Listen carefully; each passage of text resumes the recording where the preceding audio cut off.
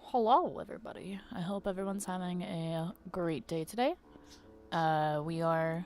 Oh, I still have this open. Oopsies. We are going to be working on some reference sheets today because, I've been so busy doing commission examples, that I've been kind of slacking on my reference sheets, and I would like to get some official reference sheets done for my OCs, especially because Art Fight is coming up quite quickly. Time is flying by right now. It's kind of crazy, I'm not gonna lie.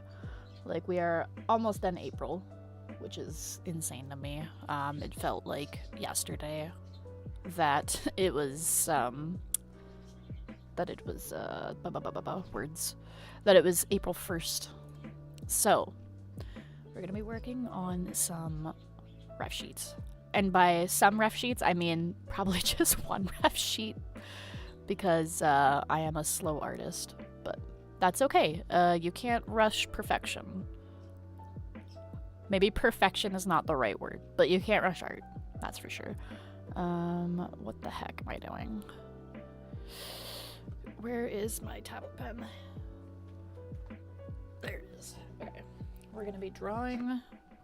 I think I'm gonna work on Ruben's ref sheet because all of the ref sheets I've worked on so far are for my female characters or my femme-presenting characters, so I should probably get around to doing the men. The man.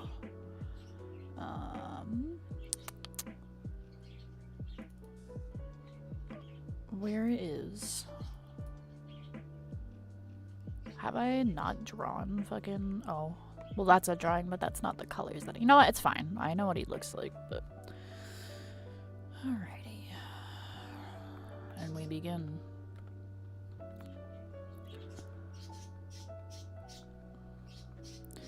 Also, thank you for redeeming first 𝙻𝙸𝙽𝙺𝚂. I hope you're having a great night.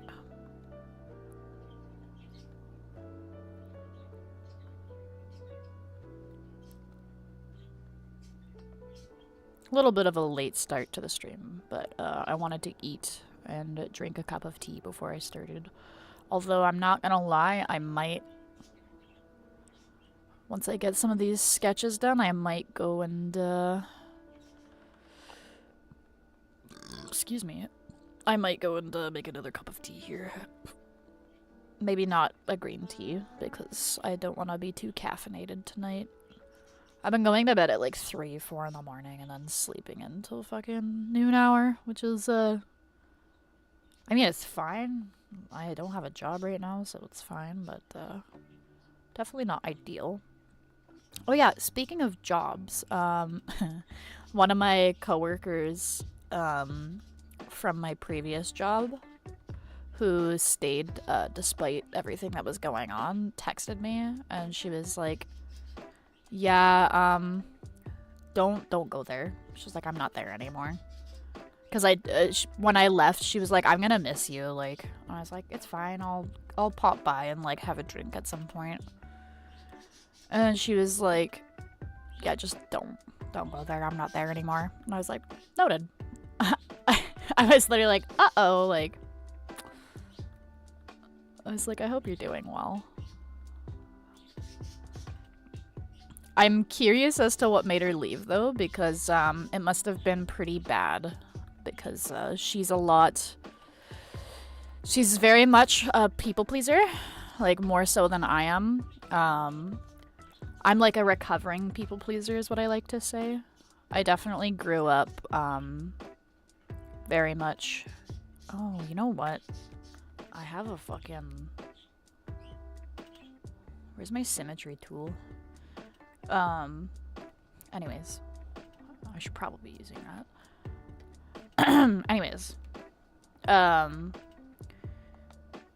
What was I saying? Oh yeah, so she's, very much like a people pleaser. More so than I ever have been. And, I'm curious as to what made her leave, because from what it sounded like, she was not planning to leave.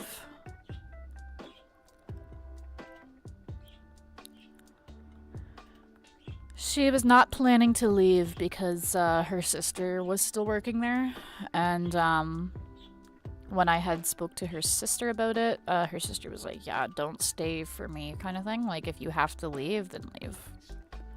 Because I didn't want to, like, ditch the people that I care about and kind of fuck them over. But then I got so sick of dealing with my old boss. So we left. But yeah. I'm curious as to what made her actually leave. And then I checked the what's it called? I checked the Google reviews, and there was like a review that was just like, don't go here anymore with a 1 star.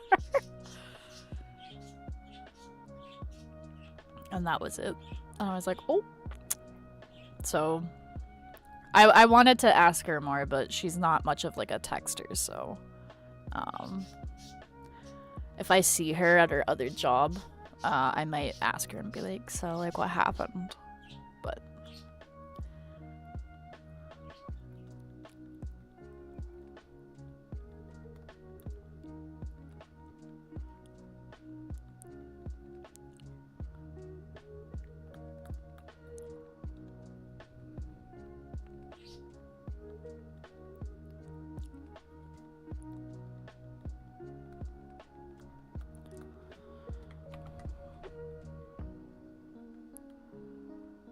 But yeah, I have no idea what went on with that, honestly. I'm curious, but I'm also just like, not my circus, not my monkeys. But also I want to know because I'm very much a person that doesn't like to be involved in drama. But if somebody is like, oh my god, if someone comes to me and they're like, oh my god, can I like tell you something that happened? I'm like, yes. Or like, I'm definitely one of those people where like, if I hear like some shit going on in like a public place, I will just like, I just quietly like am in the corner like this, and I'm just like, actually no, wait, I'm very much like this. I'm just like, I'm like, oh, and then I got like a big ass like listening ear. That's me hearing public tea. Anyways, I'm very much a person that prefers to not be a part of the drama, but I love hearing about drama. I love it. That's why I bond so well with people that are like, oh my god, can I like just bitch for a second? And I'm like, you don't even have to ask. Like, just bitch, honestly. But yeah, so I don't know how they're gonna manage with the bus groups now because the person that texted me this morning was the last person that actually knew how to do the bus groups in a timely fashion while also being like professional and kind. So yeah, I don't know what's gonna happen with that, but my sister was like, because I told my sister like the moment I saw the text, I was like, oh my god. And then she's like, do you want to just like sit outside when there's a bus group and just kind of like watch the shit go down? And I was like, kind of do. Like, it would be kind of epic. How do I draw legs from a fucking front angle again? I don't remember.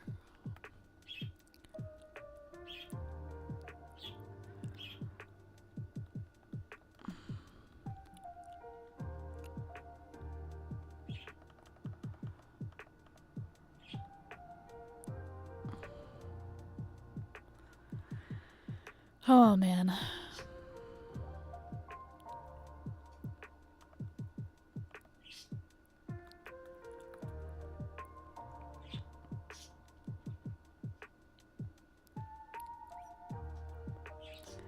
Also, on a completely unrelated note, I was playing Dungeons and Dragons yesterday, and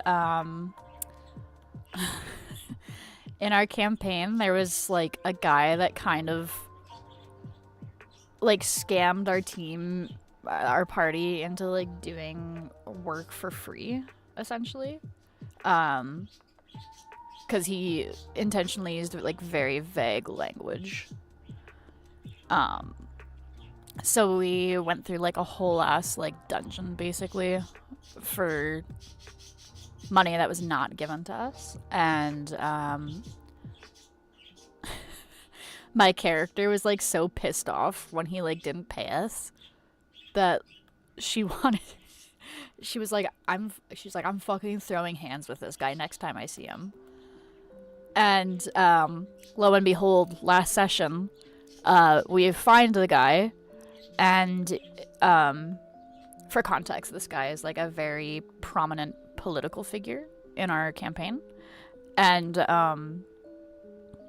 we were in a place that was like very like highly guarded, and like my character saw him and I was like, oh fuck this guy, like I'm decking him in the face. I tried to give like the people I tried to give the people in my party like ample time to like try and stop my character, but everyone was like, no, I want to see what happens. So my character fucking decks this guy, and I hit a nat 20, and the DM like forgot that like nat 20s are a crit until the next day. So I woke up today to a ping in the in the chat, and the DM is like, guys, I forgot, crit damage is doubled, which means Malinor, which is the guy that like scammed our party. Oh my god, the birds are going crazy. Are you okay, birds? Okay, they're just screaming for the sake of screaming. Which means Malinor doesn't react, holding his broken jaw, calling the guards. And then one of the party members is like, stab him. You can do it, I believe. I might go run away and hide in the meantime, though. And then the DM's like, I do have a very important question. Were you trying to deal lethal or non-lethal damage? And they're like, you know what? Actually, it's too early in the day for this. Leave this with me for a couple of days, or we can talk about it at next session. I feel obligated to honor the crit damage of the crit punch, but I don't know what it's going to do yet. Things might not change all that much. And we're all just like, oh my god. And then I was just like giggling in the fucking chat. And then Jimmy, who's playing with us, he sends like a One Punch Man gif. And it just has me fucking giggling. I'll be honest though, like I didn't expect to enjoy Dungeons and Dragons as much as I do. Oh my god, birdies! Alright, I'm gonna go check my birds. Give me 1 second.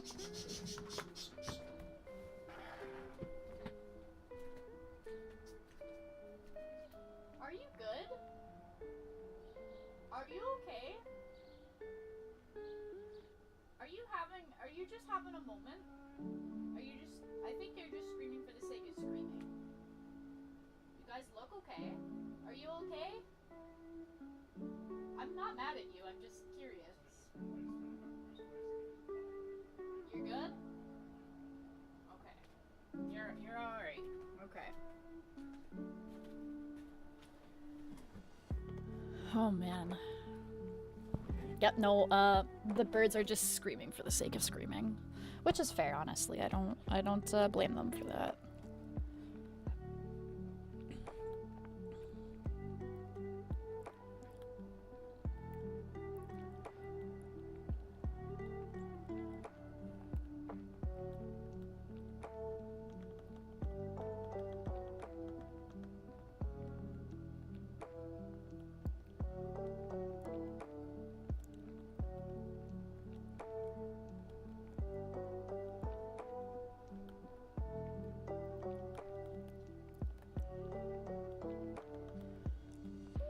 But yeah, that was an interesting session. So we will, when the session ended off, the entire party got thrown into prison. So we were all kind of like, okay, we get to do a prison break. next time, so quite interesting. We'll see how that plays out.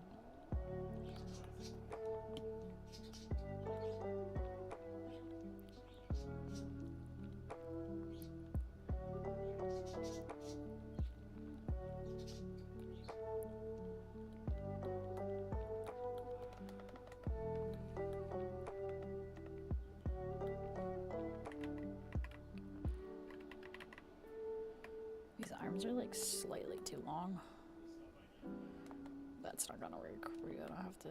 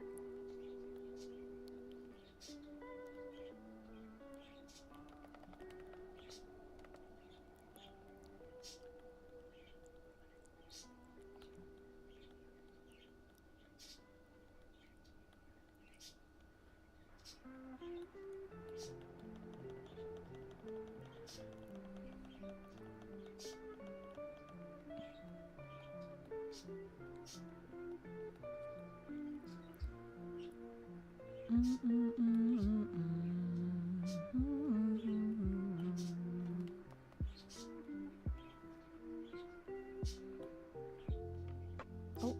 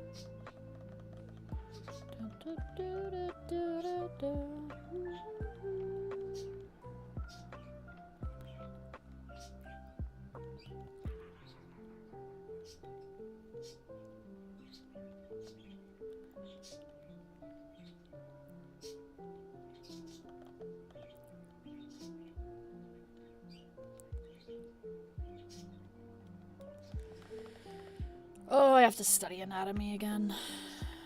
I can like see that shit's wrong with this, but I'm like, I don't know what exactly is wrong with it. It's definitely, I definitely gotta study more. But you know what? It's fine. It's fine if it looks ugly right now. Because it's just so that other people know what the character looks like.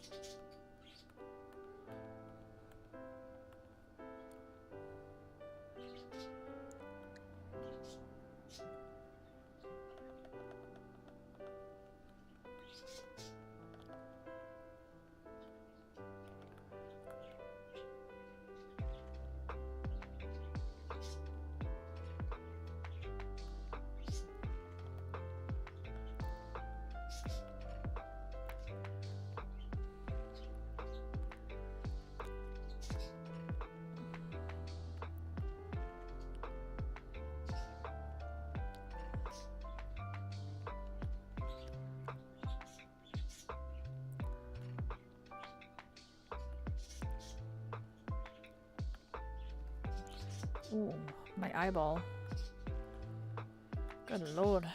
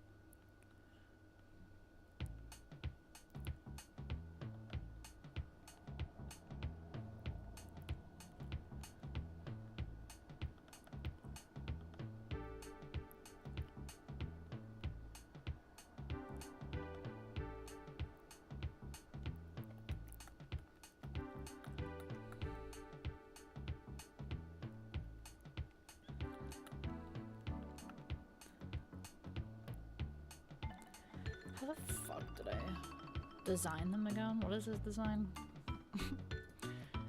When you forget your own character's design, kinda crazy.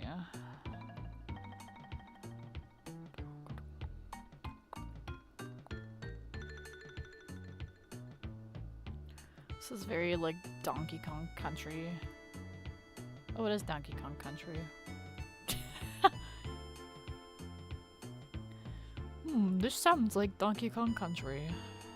Therefore it must be.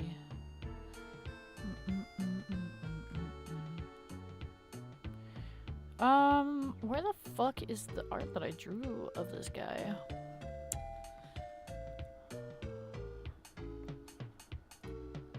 When did I draw that?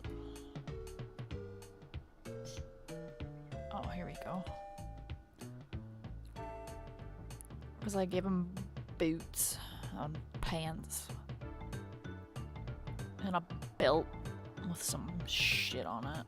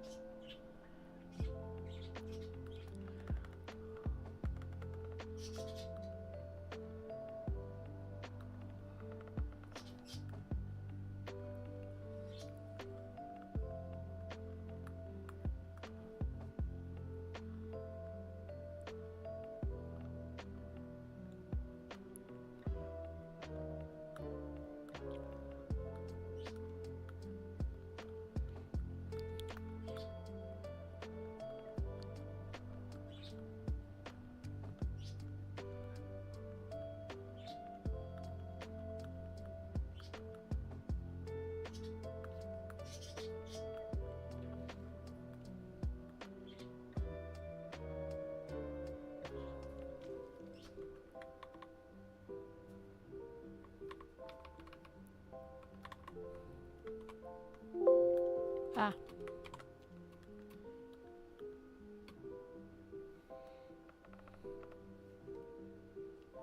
We should save this actually so I don't lose it suddenly to some random ass fucking power outage. Or not power outage, but like power flicker rather.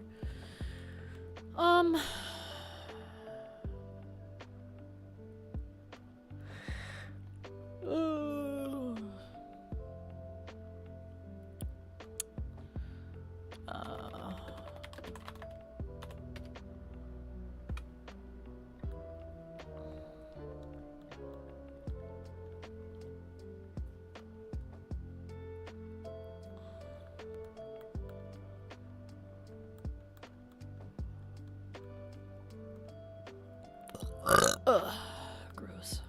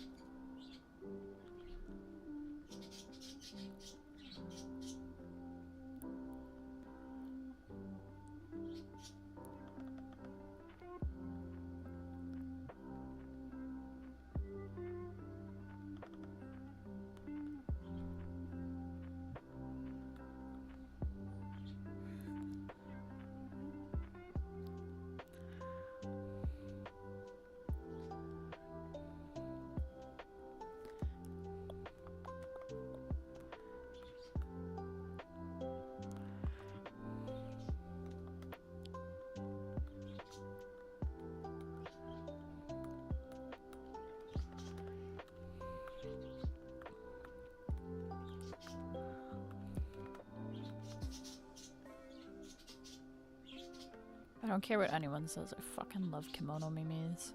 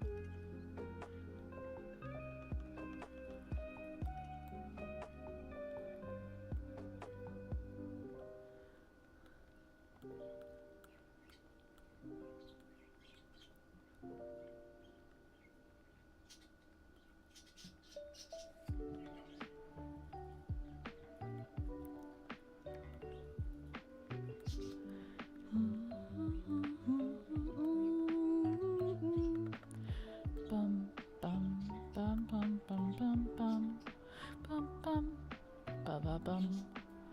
Bum. Bum. Ba ba bum.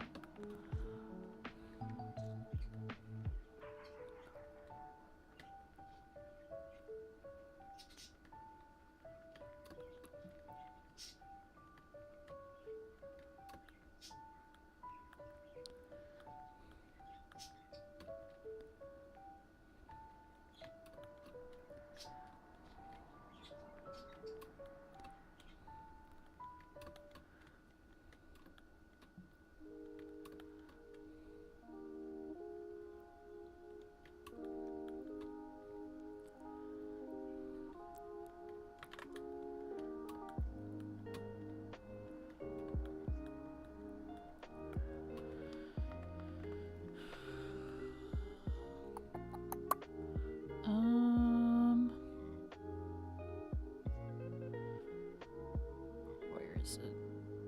Grid. What is it? Layer?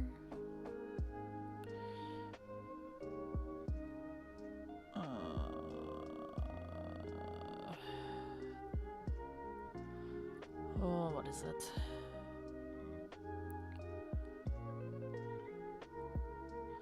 Is it not like snap to ruler?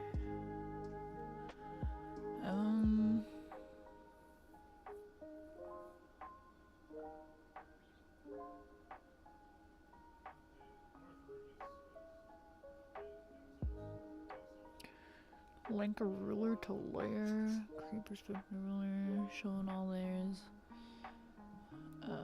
Layer settings.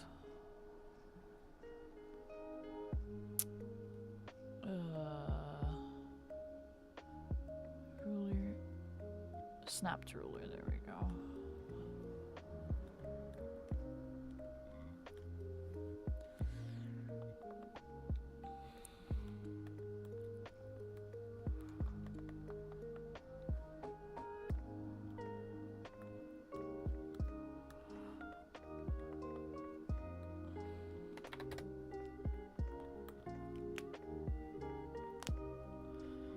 Cracks all knuckles. Did I not say to not snap to ruler? Oh, it's snap to special ruler. My bad. I do, however, need this. Huh. Are you not a symmetry? Hang on a gosh darn minute.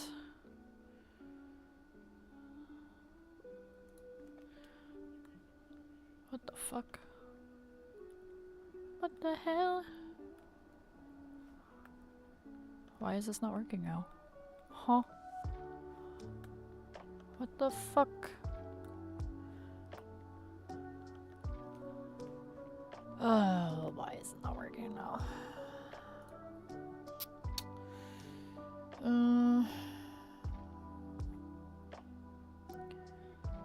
So they delete ruler, blah blah blah.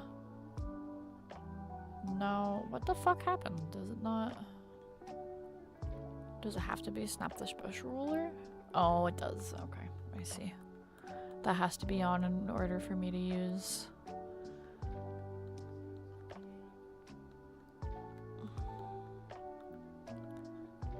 I see now. I understand it now.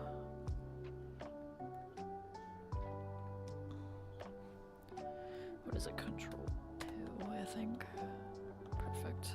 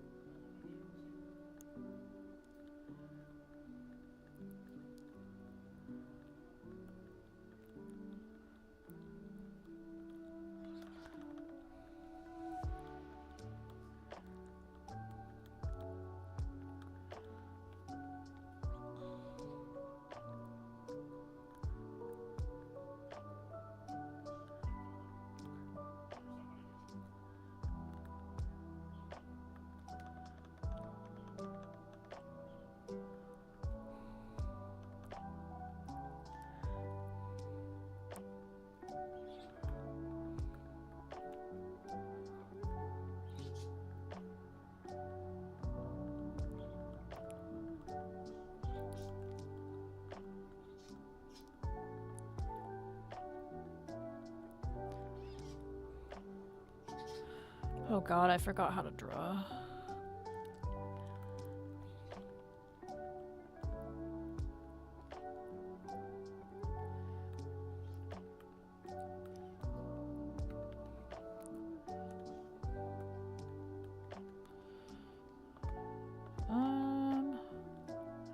Oh, good lord.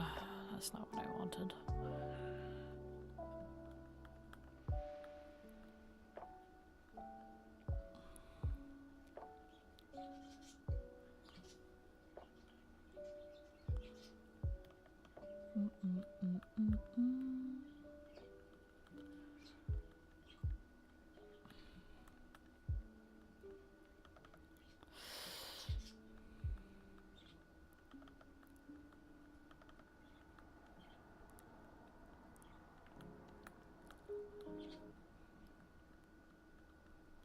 My music!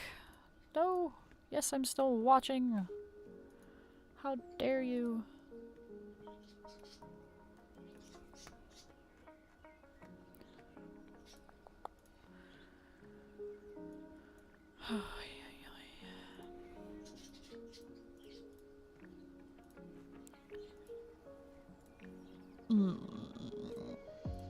Oh god.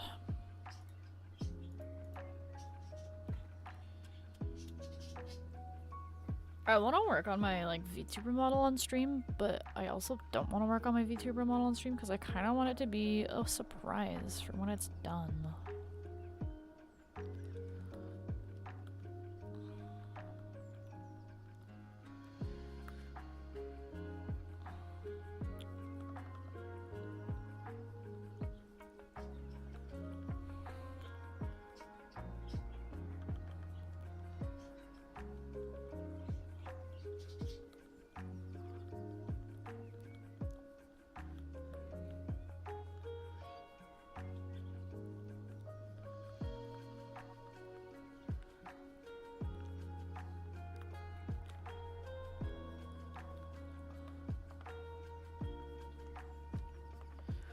Oh man. Oh man, oh man.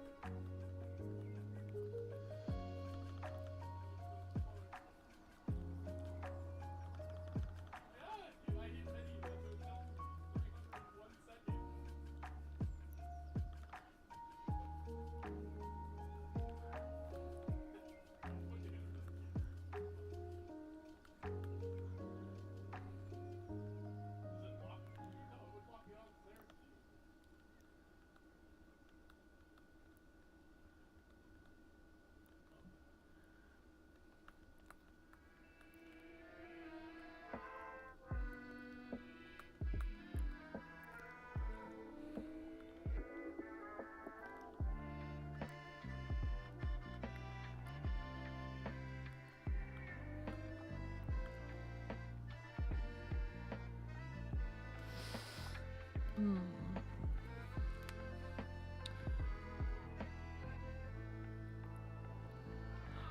Do I want to draw arms?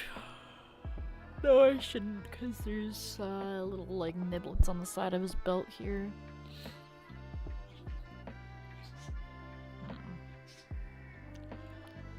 Maybe we'll just do this, just for the sake of showing the belt stuff, the stuff on the belt.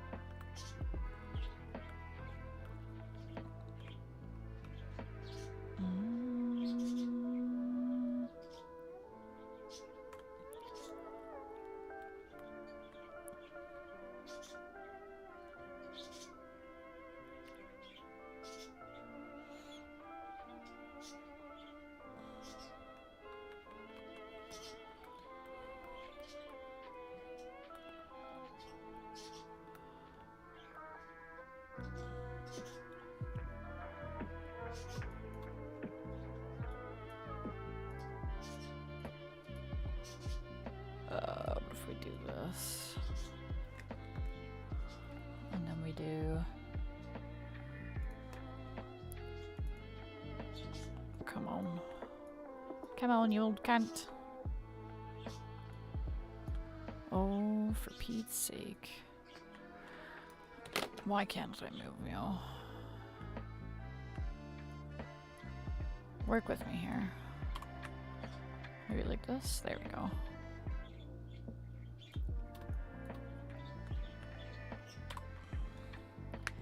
And then I won't have to redraw it. Yiddy! Saving myself time.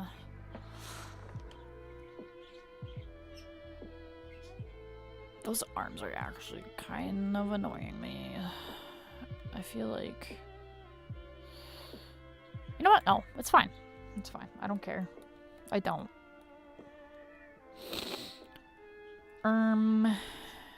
Okay. Oh wait, this has not the brush. I don't want that. I want this one. Thank you. I'm do a little 𝙻𝙸𝙽𝙺𝚂.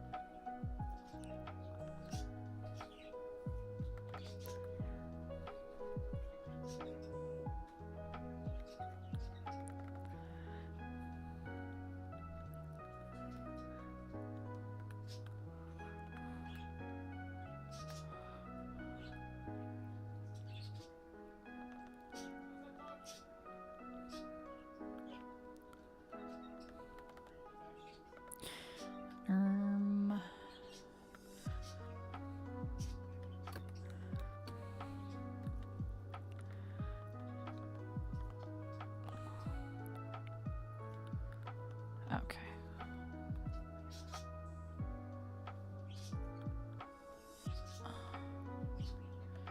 Can I...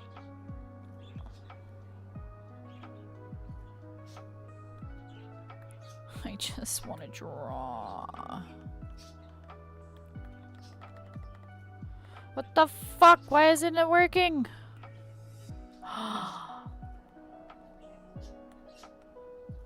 You lied to me. You know what? It's fine. It's fine. We don't need that on there. Control 2. So I can fucking draw. I'll just flip it the other way. It'll be fine. And then I can add the differences on the sides that have differences.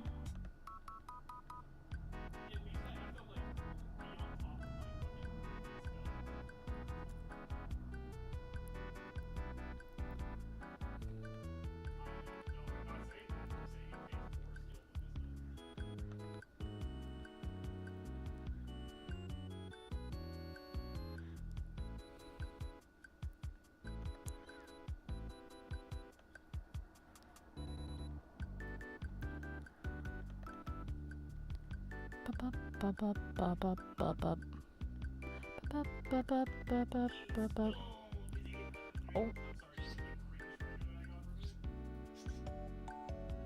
Jimmy's going crazy right now. He's been playing Dark and Darker a lot. But so have I, honestly. I've also been running Dark and Darker quite a bit. Oh! Oh! That's so cute! Oh, Jimmy just sent me a screenshot.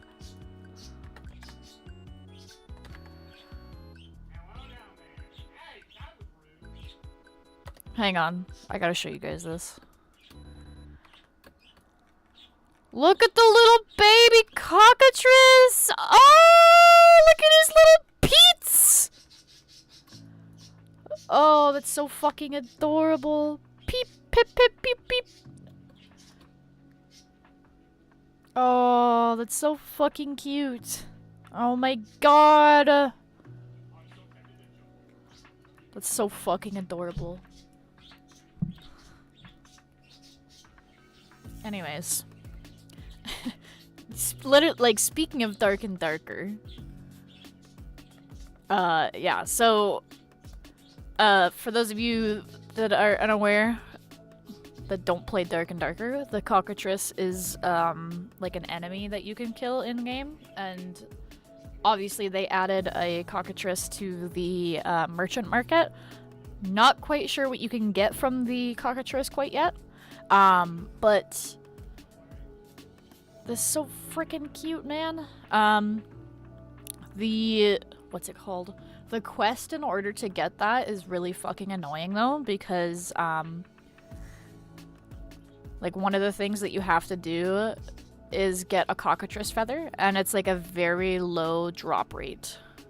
And it took Jimmy forever to get a cockatrice feather. I am still not even done getting a cockatrice feather either. I have all the other stuff, but I need a cockatrice feather and I need a cockatrice egg. We came across an egg at one point during like a PvP battle, but then we got ran down by like 2 different teams, and that was not fun. So we unfortunately lost the cockatrice egg, but I will come across another one someday. Normally, like I would do PvE for that, but the only problem is that it's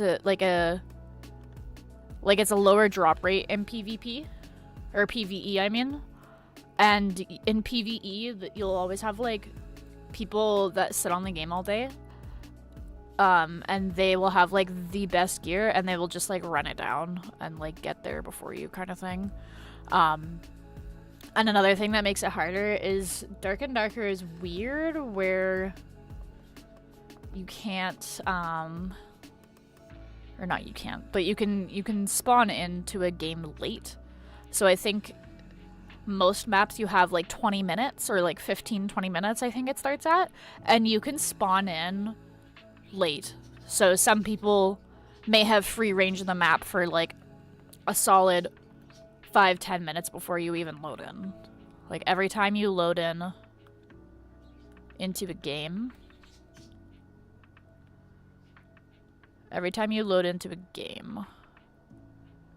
there's a chance that you're loading in late, which makes it even harder to get those things, unfortunately.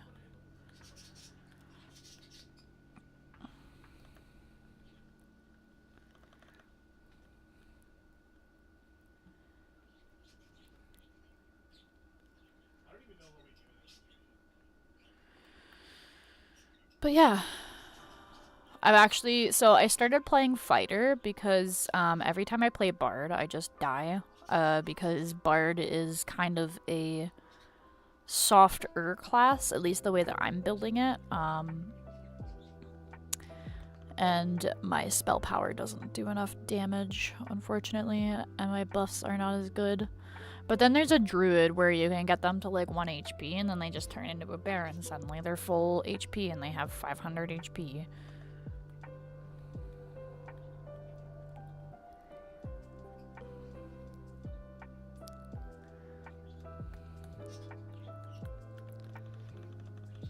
Bum, bum, bum.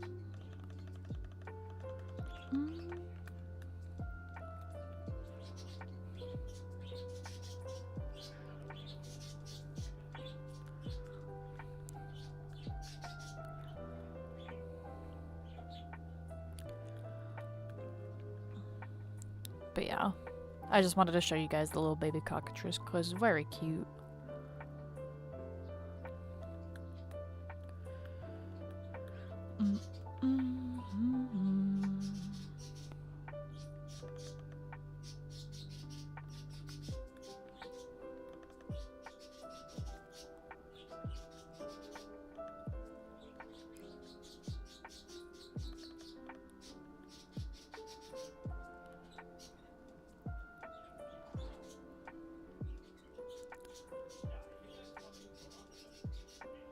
The birds are going crazy again.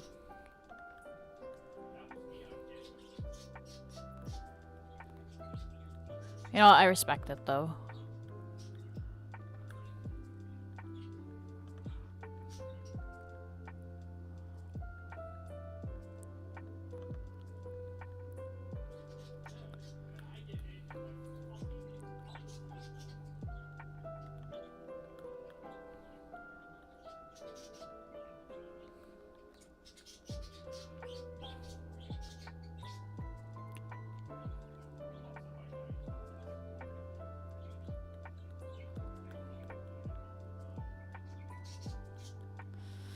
Oh, also Jimmy and I have been watching this show called Dark. We started watching it a while ago and then I don't think we got very far into it, but it's a very like confusing show. And then we picked it up and started watching it again. Jimmy's like, I don't really understand this. And I was like, well, why don't we just try watching it? And then if we, like, try watching it all the way through. And then if we still don't understand it, we can watch, like, a 2-hour long lore video on YouTube that explains it. And he was like, yeah, okay. So, we are in the midst of watching that again. And it's got, like, an interesting vibe to it. I have a feeling it's gonna end similarly to The Arrival, I think is what it's called.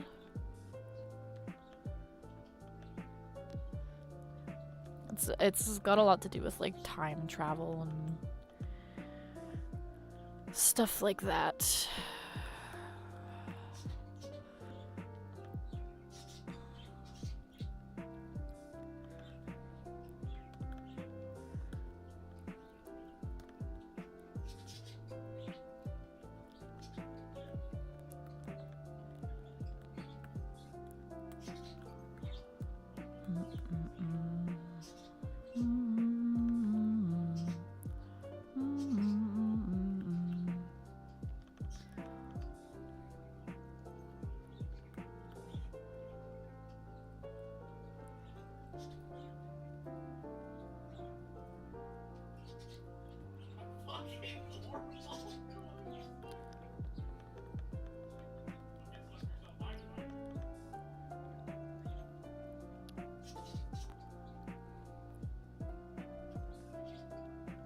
Actually, I'll wait to draw that on because I don't want to have to erase it.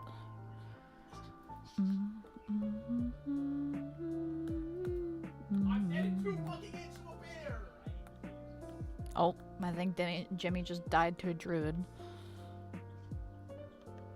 He's talking about the bear.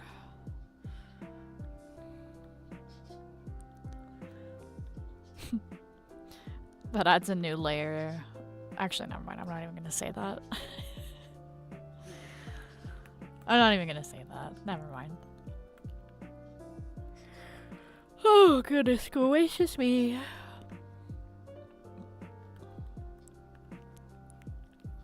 Oh.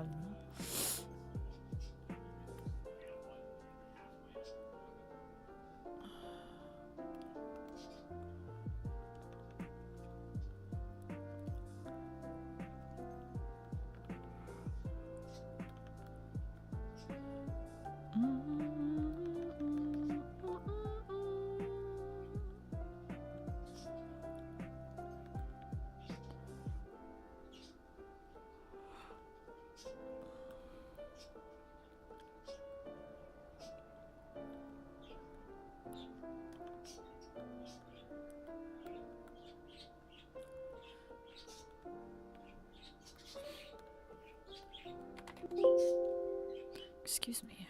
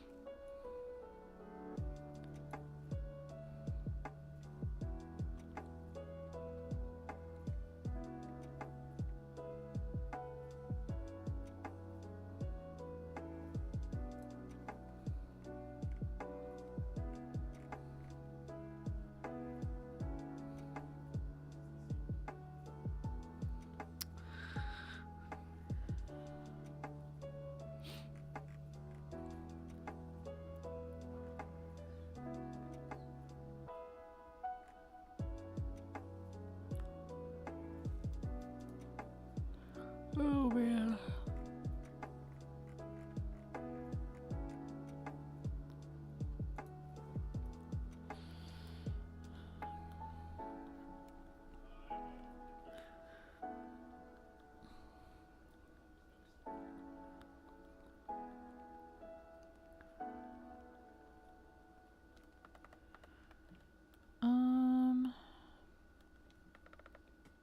Hmm.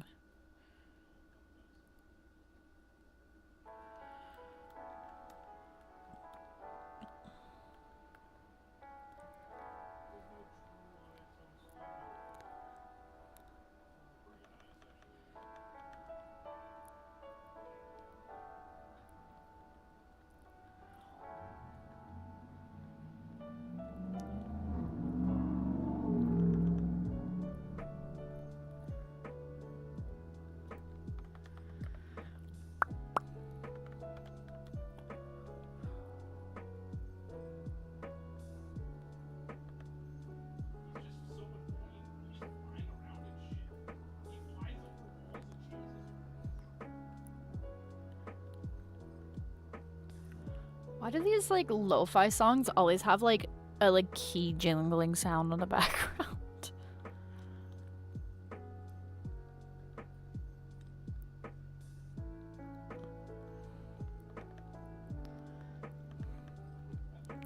I'm gonna make his boots not pointy again.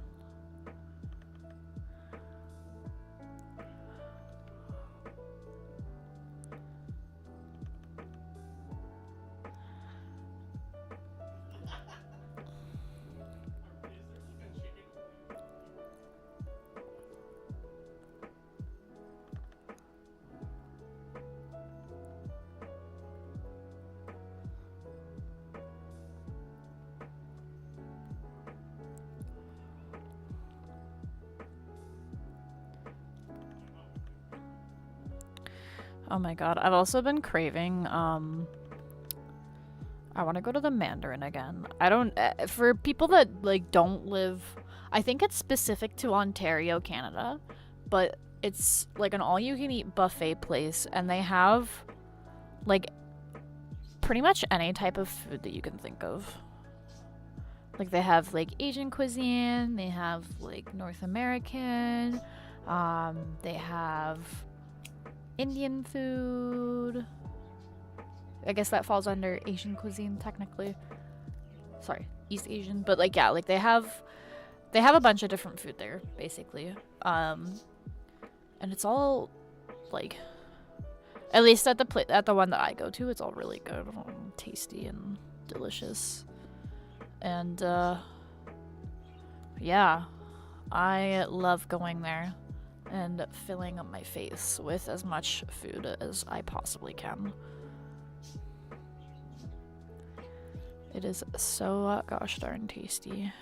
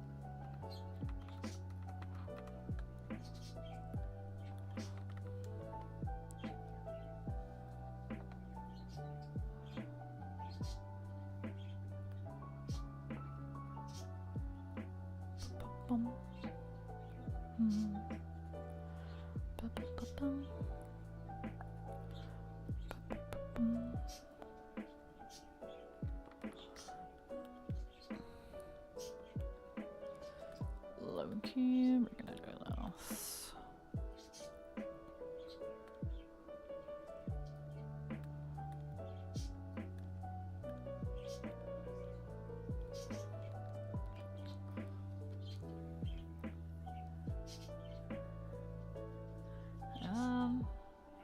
Okay, now we can draw the different things on. Draw the different things on the belt. I'm a silly goose. Hang on. I just realized something, and I don't want to redraw it, so we're gonna do this.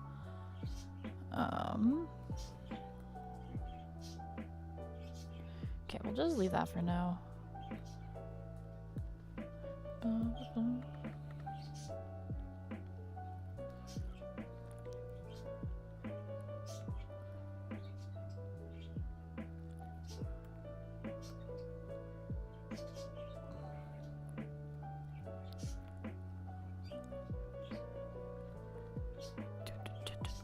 There we go. Okay, and now, boop, boop, boop, boop.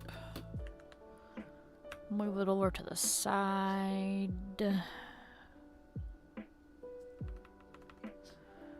Okie dokie. And we'll erase the extra tail, because who the fuck needs that when you've already got this one, and I don't feel like lining everything over and over again.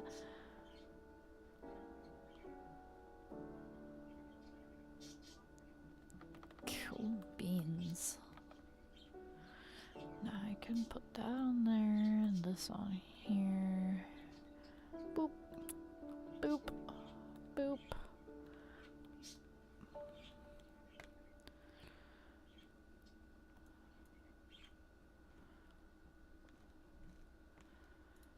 Edit. Canvas size. I don't know, like... Sure, that works.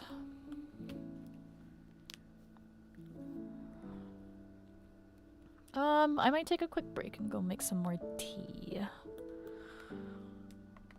Because I think that sounds lovely right now. So I will be right back.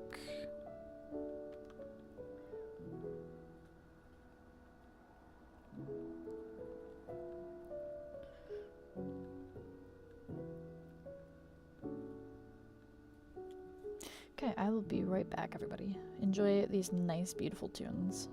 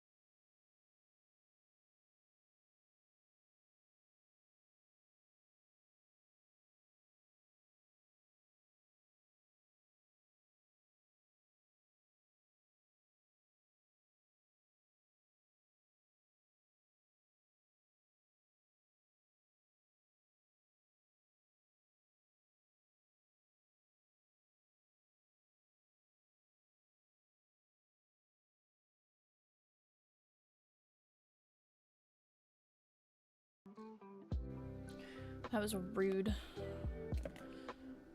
I don't know why it keeps pausing my music. Like, I quite literally brought up the tab that is playing the music, so it shouldn't have paused to begin with, but whatever. It's fine. It's fine. Not a problem.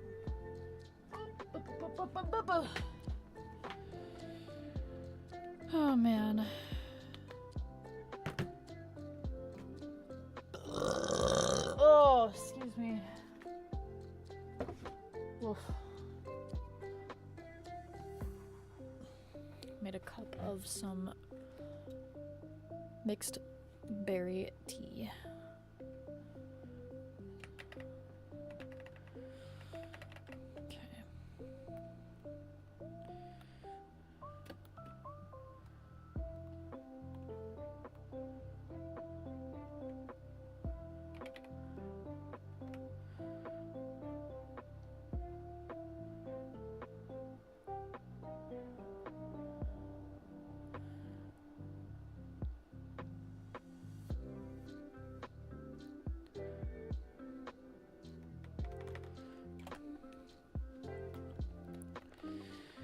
Okay.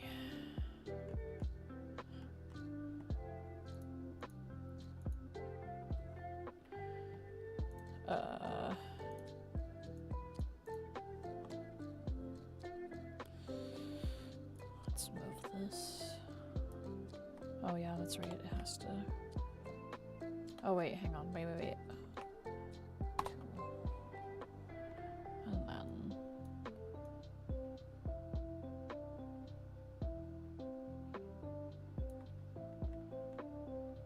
that's like,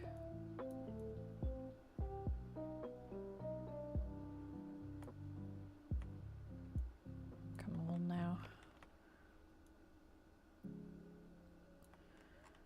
There. We'll turn that off.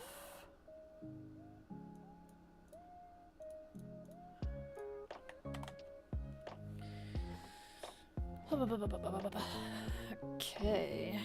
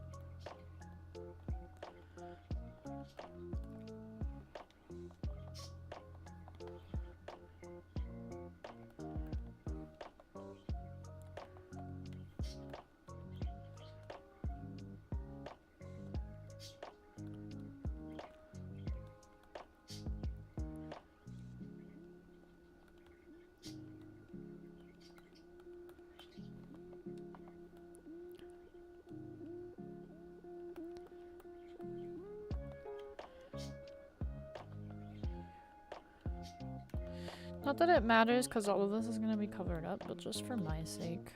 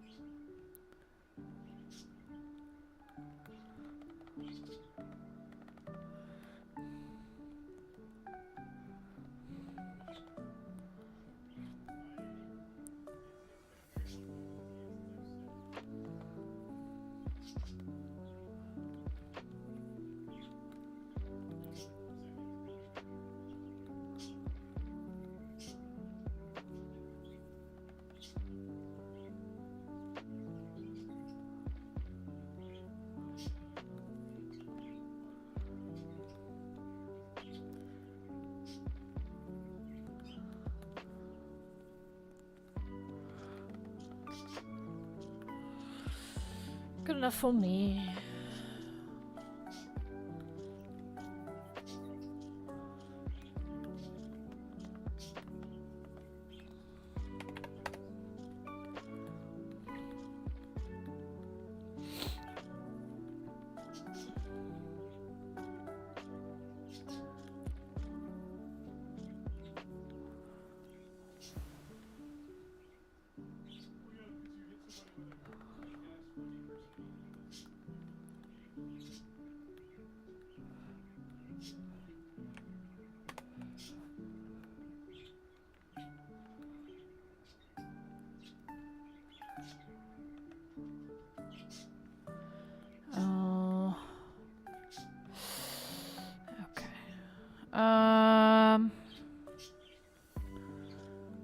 I'll just have to try and line this up.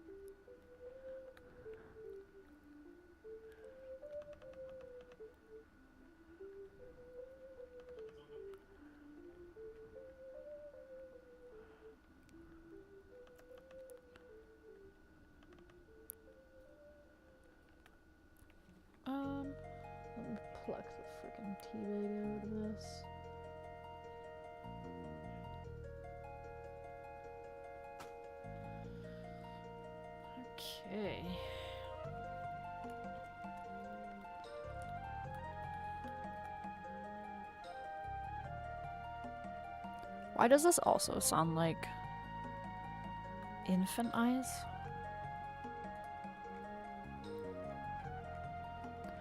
No idea what infant eyes is, but it's fine.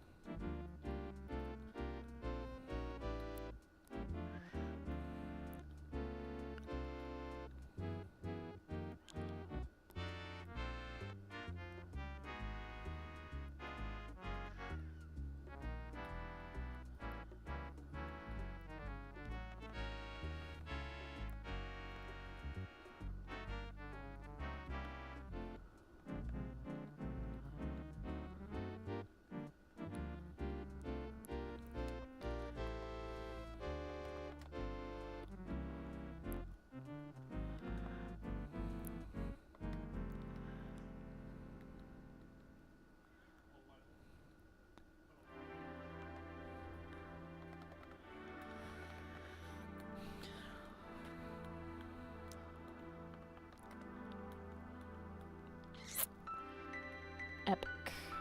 Alrighty. Now I can draw the different things on the belt.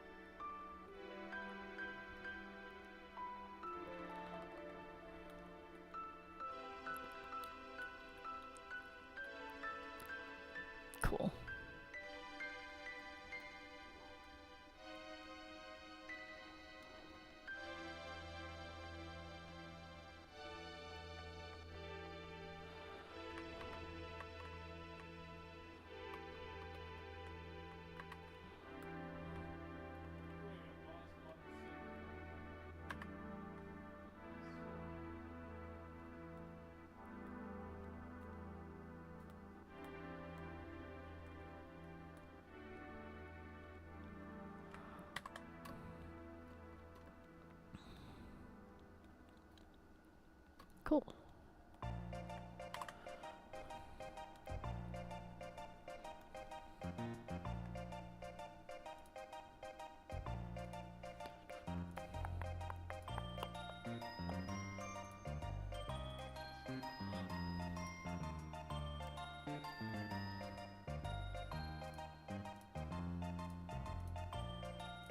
Ugh.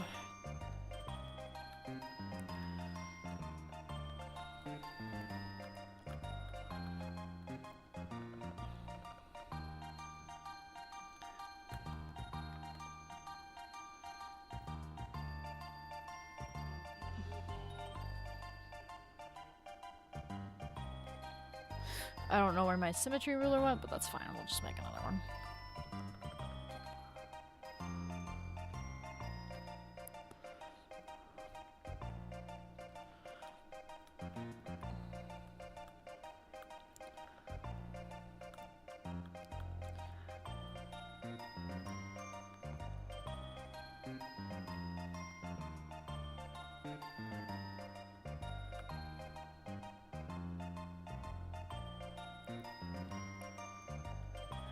Normally I would, like, change a little bit on each of these sides so it's not, like, perfectly symmetrical, but also I just don't care for rev sheets.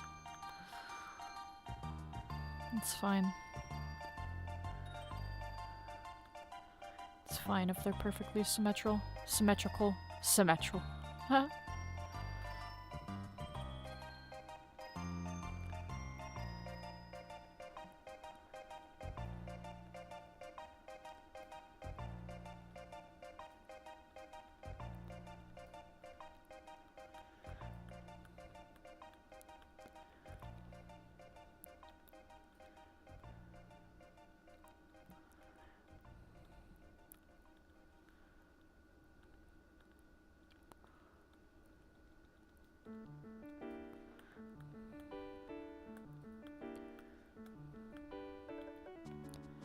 Did my music pause or did my headset disconnect?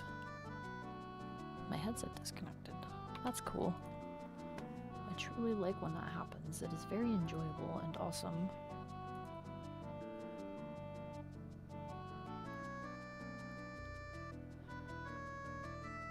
Come on.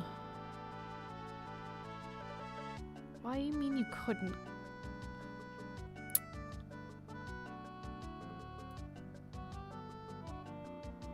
You gonna connect headset or? What do you mean couldn't disconnect? What does that mean? What do you mean you can't disconnect and hang on. Power off. Power on.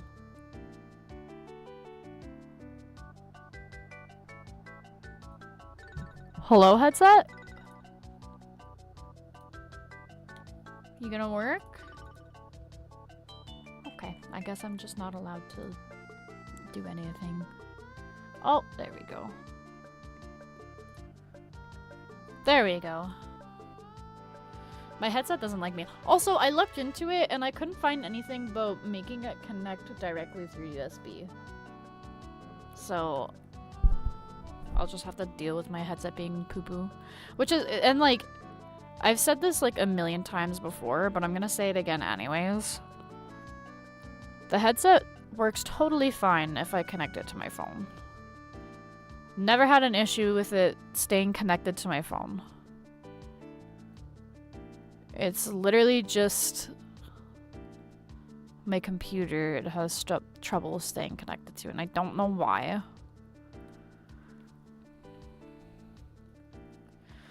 Holy moly. Refer only to editing layer. Please.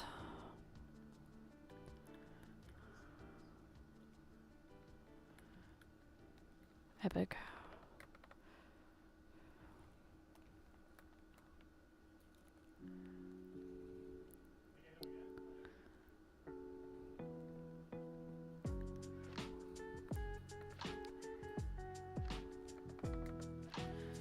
Not the fucking Drake cover.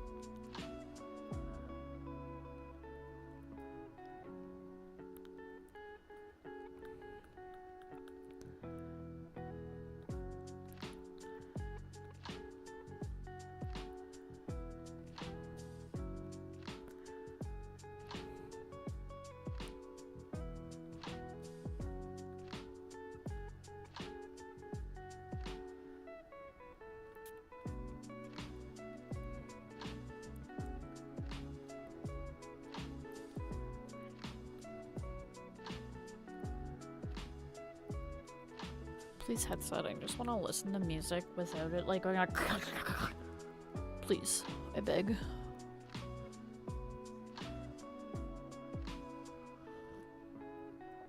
Ooh. Oh, that's some good tea. Yummy.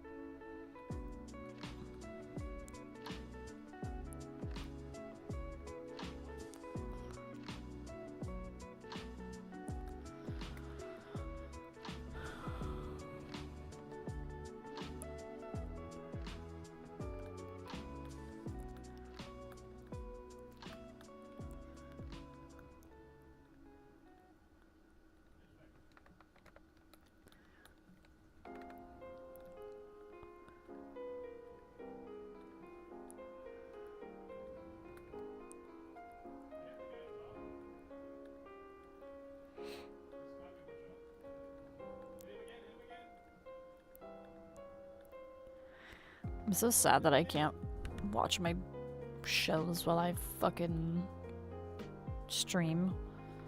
Because YouTube will be like, actually...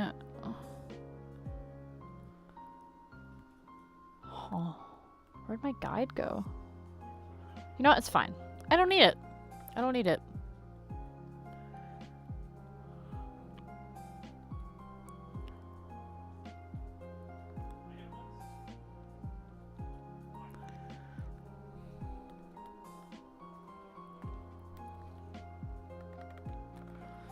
Okay.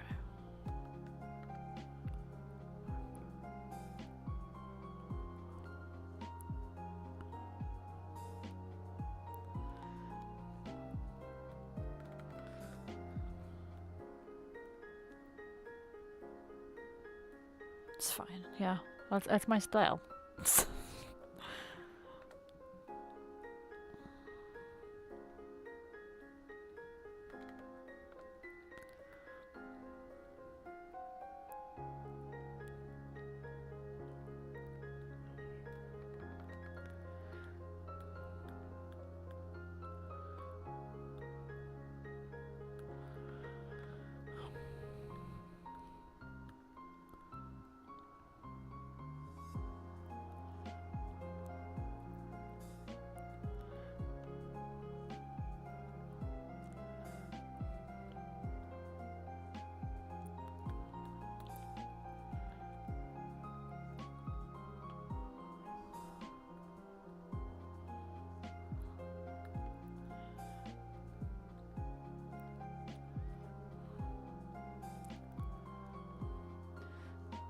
Whose OC is this? Mine.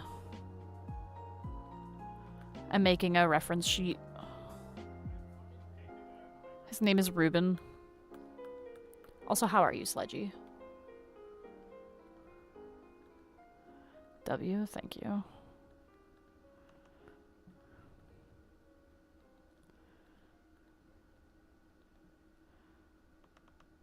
I'll fucking draw something there later. I'm good, thank you, lovely. Hell yeah. Love to hear that for you.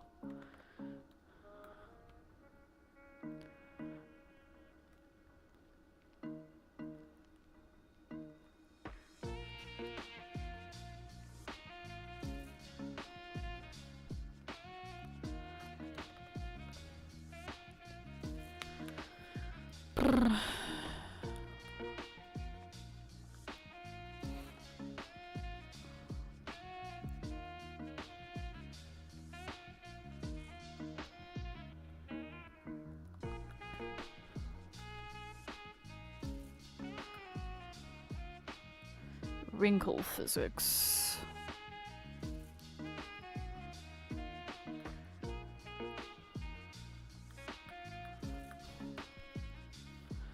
Oh, goodness.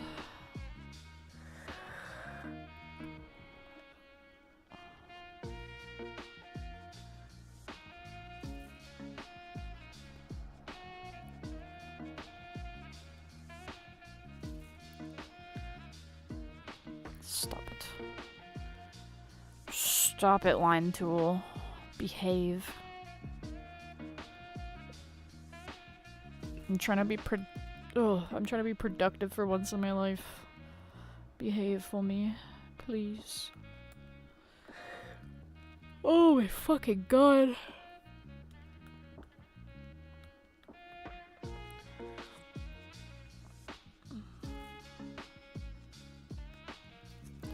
You know, we'll just leave that for a hot second here. But we'll do this. 2. Oh.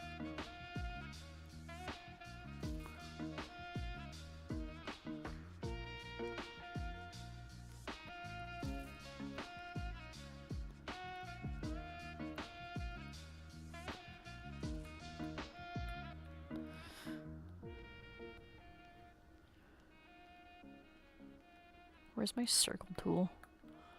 Sorry, my ellipse tool.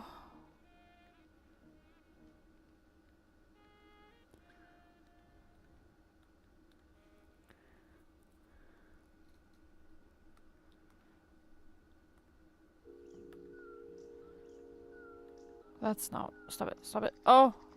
Wrong one.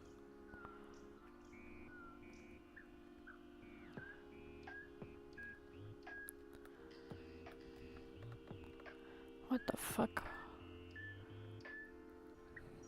Oh, just a bird remix?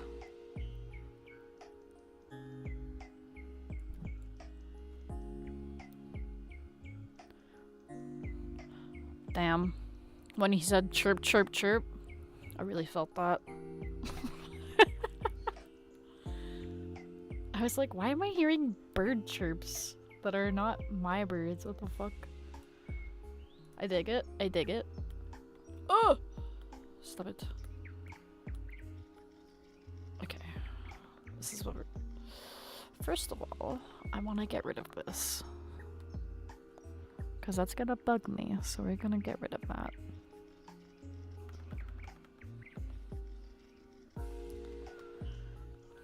I'm gonna send this song to Jimmy, actually, and be like, bird tunes. I wonder if my birds would like this song.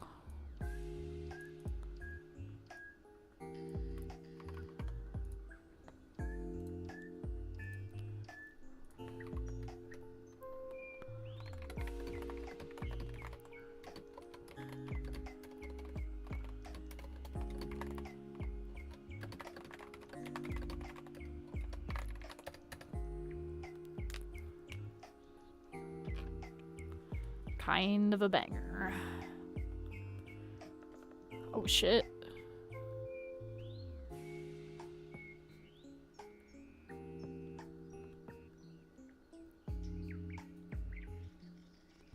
Oh shit, he going crazy with it?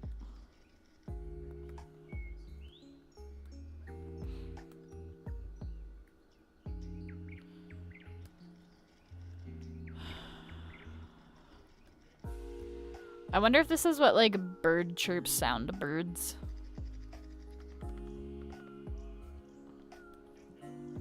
Like when a bird is doing a mating call.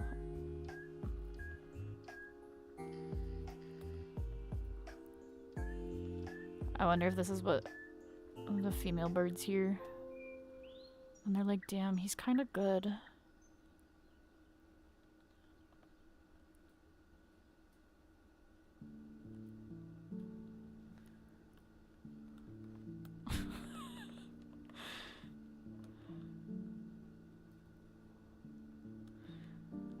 Yeah, he's a bird cloud rapper.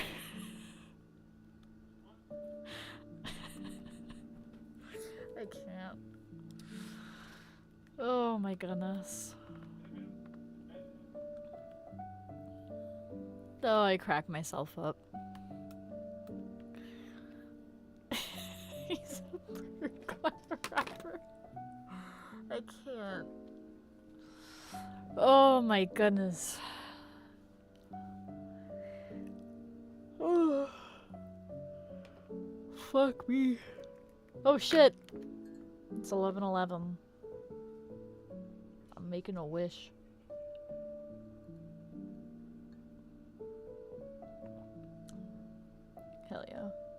This tea is fucking good, goddamn. Oh, I love leaf water. That was so lame, it was good.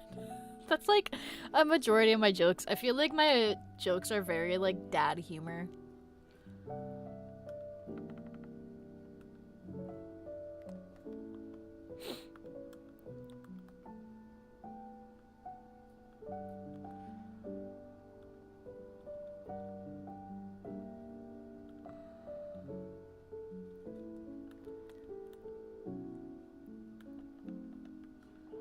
Squint.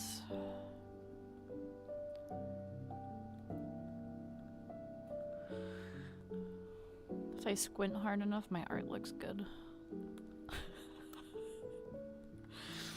Hmm.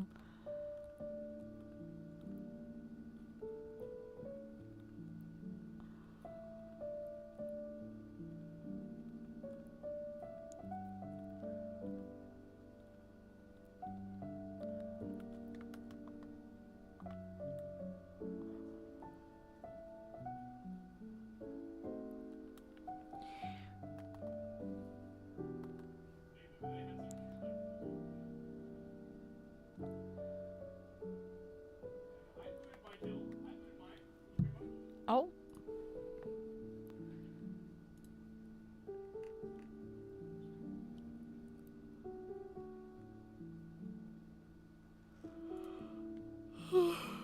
Oh lordy. Oh lordy.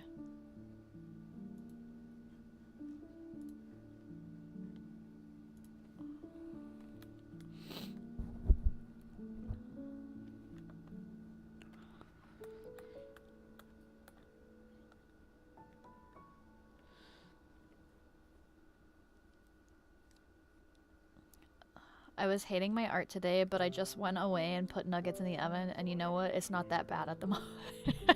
That's so real. Sometimes, okay, so like sometimes you just have to like take a step back and then come back. And it's either gonna look better or it's gonna look worse. So, that's definitely a gamble though. But definitely, like having rested eyes definitely helps you do art better.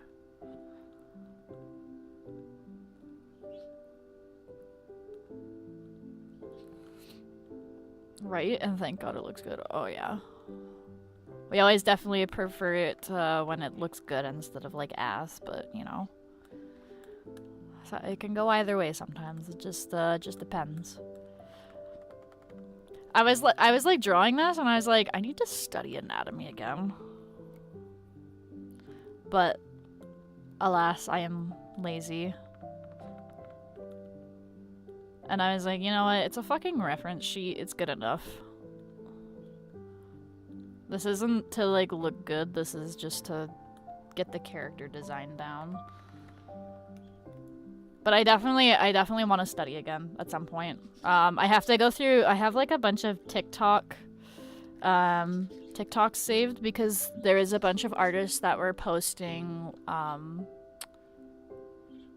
They were posting like. What's the word? Like improvements, like sites that you can use to improve stuff. And there's one, and it's like a 3D head, but it shows like all the different planes of the face. And I was like, I need to do that.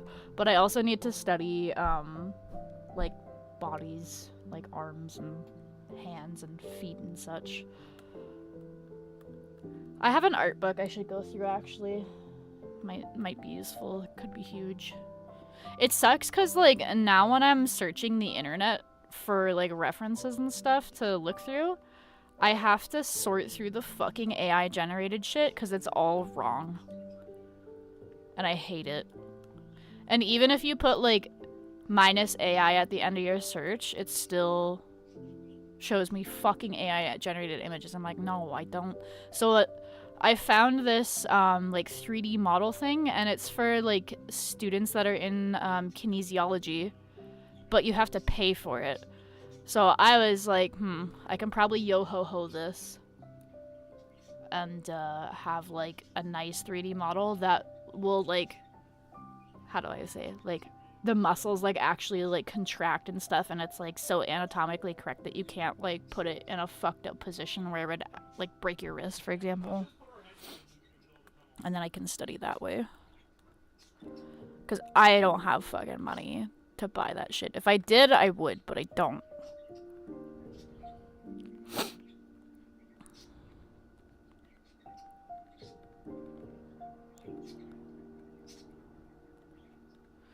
But yeah. Now I have to like actually go through books because people were like, let me AI generate 8 billion things that are anatomically incorrect, and I bought a book, used it twice, and now it's got spider webs. I bought the book, skimmed through it, and I haven't touched it since. So that's totally on me. That is totally on me. But it had some, I have like a PDF saved where it's like perspective made easy, and I remember like reading a little bit of it and I was like, damn, this is gonna change my life, and then I never finished reading it, and I probably should have, but like I just didn't.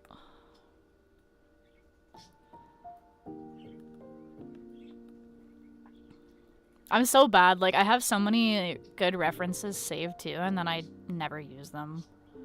And then I'm like, why does my art look like Dookie? Because you didn't fucking use references, idiot. You didn't use references to double check your shit at all. Get it together.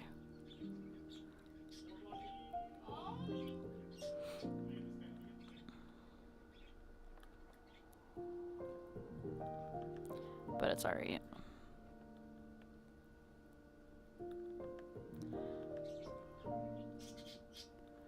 We ball.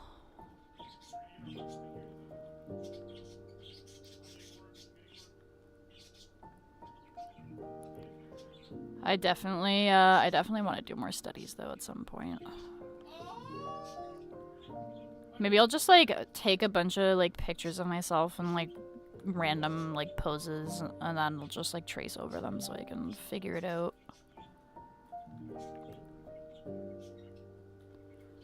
Color in the fucking muscle groups.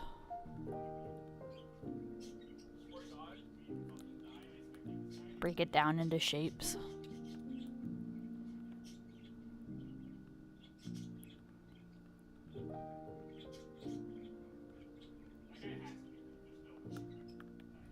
Yeah. It's smart for sure.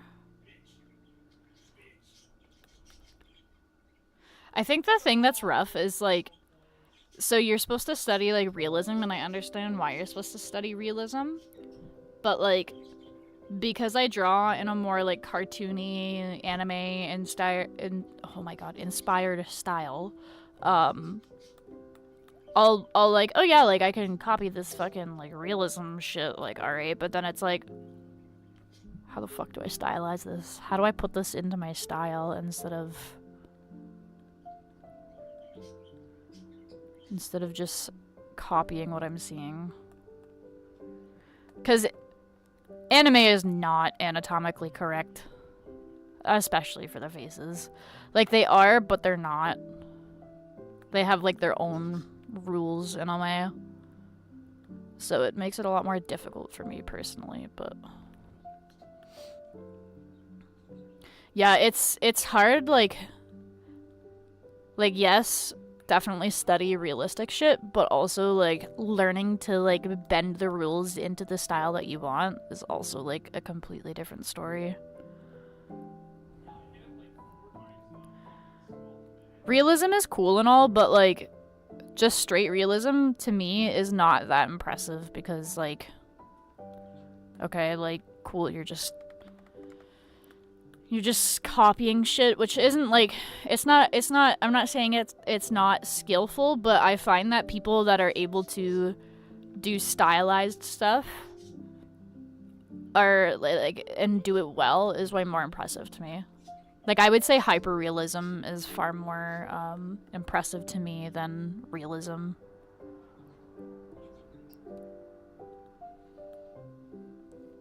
They know how to push limits perfectly, and I'm jealous. Real.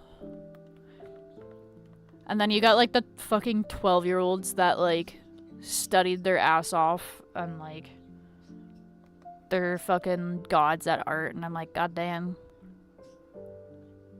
And then I'm like, man. But then it like also pushes me to like do better at the same time. It makes me happy that like they're good, but then I'm also like, damn, I gotta fucking step my game up.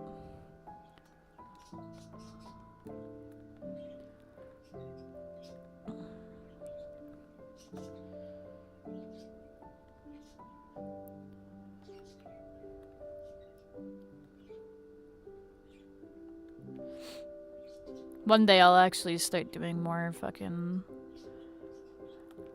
studies, and then once I do more studies, it's over for everybody. It's fucking over. One thing I was actually fucking around a bit yesterday, and I was trying to do like a low angle POV of one of my characters, and part of it was right, and then like the other part was just not right, so like the perspective looked all fucky, and I was like, god damn. But I just have to draw it like a billion more times and keep practicing. One day. So one of these fucking days, I swear to God.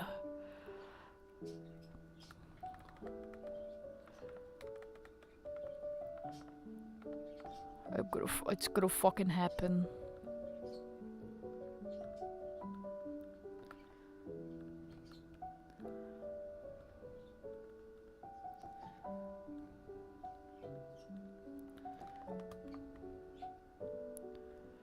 One of these days I'm gonna post like such a sick piece of art that people are gonna think that people are gonna accuse me of AI generating it, and they're gonna be like, oh, what prompt did you use? And I'm gonna be like, fuck you. And then I'm gonna block them, because I block anybody that uses AI. And TikTok has been pushing me more of that shit lately. It's pissing me off. I uninstalled it out of anger at one point because they fucking added like AI overviews to like the searches, and then I reinstalled it later because after I like had a mini crash out because I was like, I'm fucking unfortunately addicted to this. But it made me pissed off, and then like they keep like, oh, do you want to try the Studio Ghibli AI I'm like, no, I don't. If I want to fucking see myself in Studio Ghibli fucking style, I will draw it myself. Or I'll commission somebody else to do it.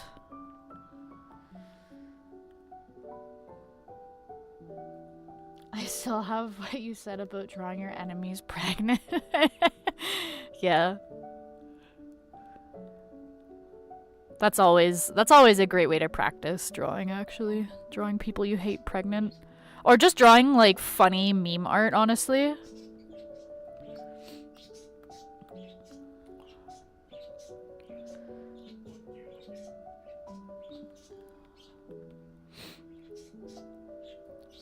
Drawing meme art is actually, like, such a nice way to, get back into art. I drew a meme the other day for my D&D campaign. So my boyfriend's character is a Kenku, and he's like I can't remember if he's like a crow or a raven. One of the two. But anyways, he only cares about having shiny things. So I made a fucking Wojak of his fucking character.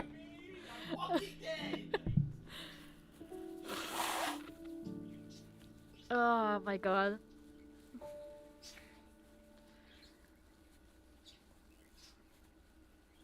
So, I made this yesterday during our fucking campaign, our session yesterday, because we arrived at it was like we got off of a ship, and it was like near a fancy capital, and the DM was like, oh yeah, like, Nevergore, which is this character's name, was like, Nevergore sees like a bunch of shiny things glinting in the distance, and he just like stood there for like half the campaign just like staring at all of the shiny things.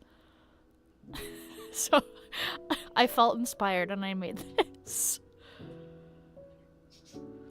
But yeah, there was another one that I drew of his character because we were joking about how like he wears like a little, hang on, let me see if I can find the drawing that Jimmy made because he drew his character at one point.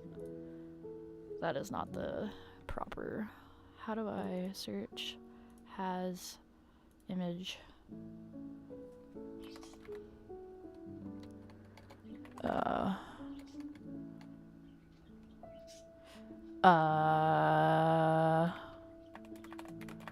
let's see. Okay, Discord just hates me. It's fine.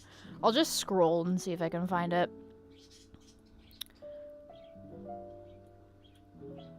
But it's, yeah, he wears like a little like cloak type thing, and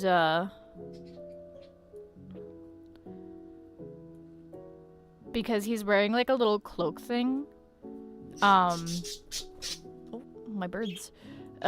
Because he's wearing like a cloak thing, you can't really like see his body unless if he opens the cloak.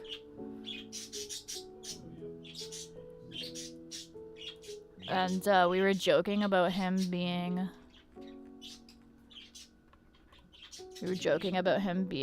like super fucking buff underneath it.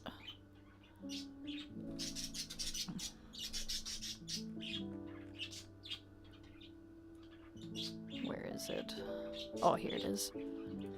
Copy.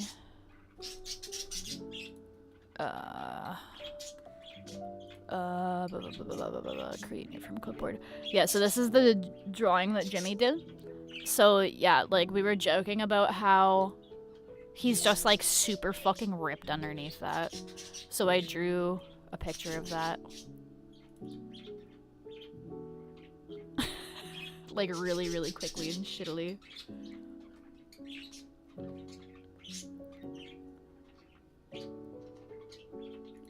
But yeah, so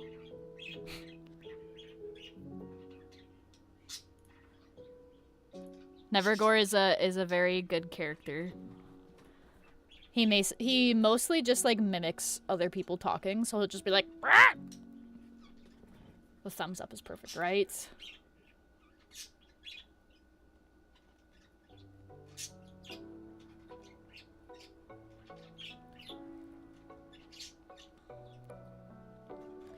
But yeah, his character is very funny.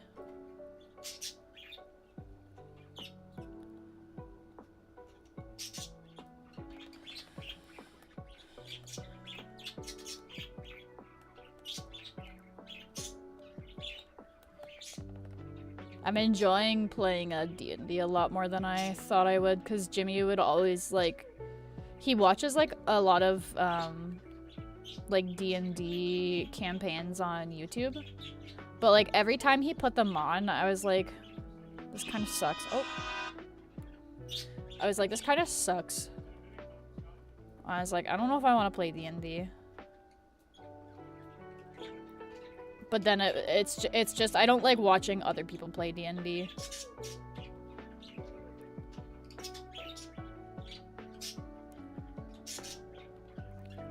I enjoy playing D&D, but I don't enjoy watching other people play D&D. It's not as fun. It's fun when you can just be like, yeah, my character does this. Or like, yeah, my character says this.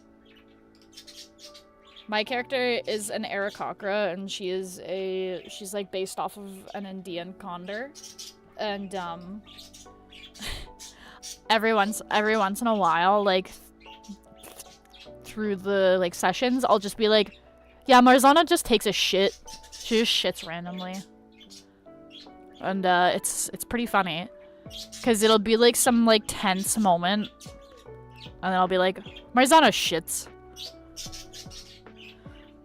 Last session, I actually had a stealthy shit, because I was like, yeah, Marzana shits, and then the DM is like, are you serious? Like, are you for real? And I was like, yeah, can I do a stealthy shit, though? And then he was like, okay, roll for stealth, and then I got a 17, so. I did a very stealthy shit. And it was a good time.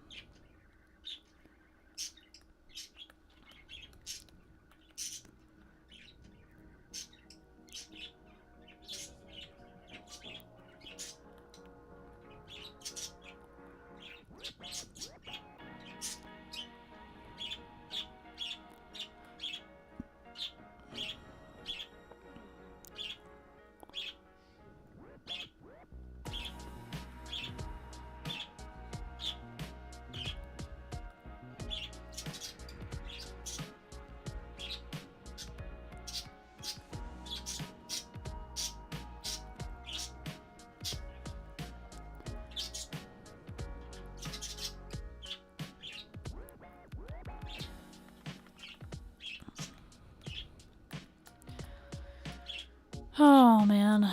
Oh, I have to. No, it's fine. No, I'm not even gonna line it. I'm just gonna fucking hammer it out.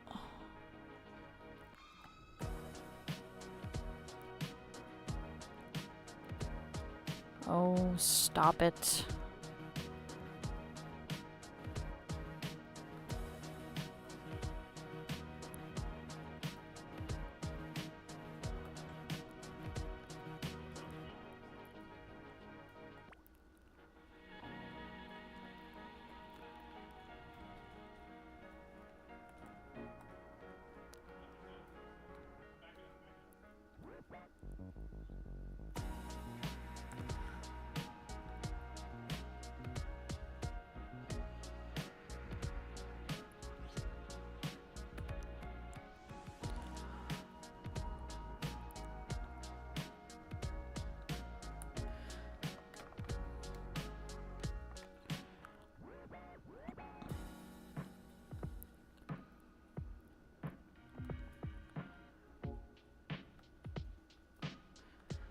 Hell yeah. Oh no. Hell yeah.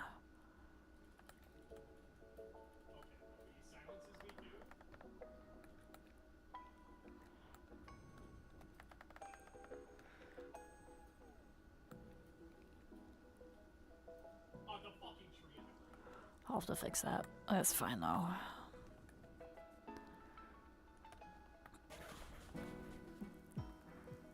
Ooh, I don't want to make it invisible.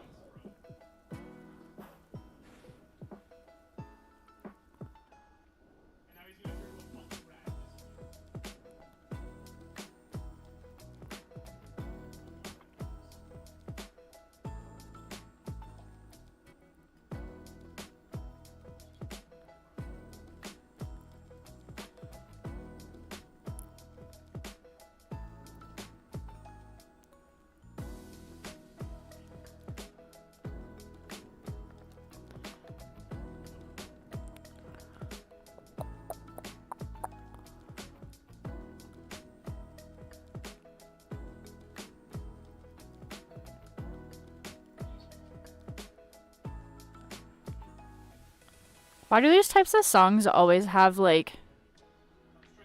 It always sounds like somebody's, like, shaking, like, a spray can in the background.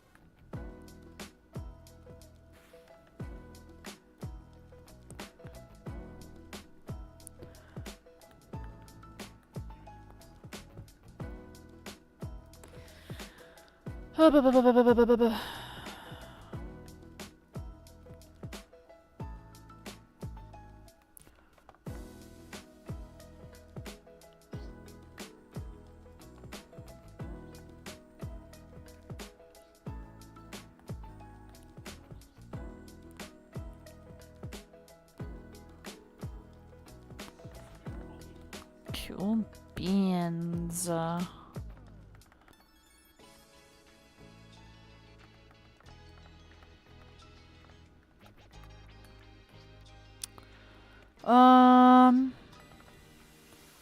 Circle tool.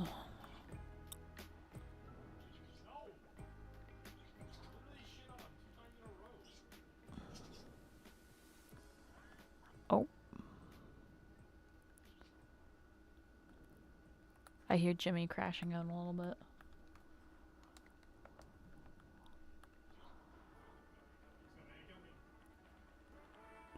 Or at least it sounds like he's crashing out a little bit. He might not actually be crashing out.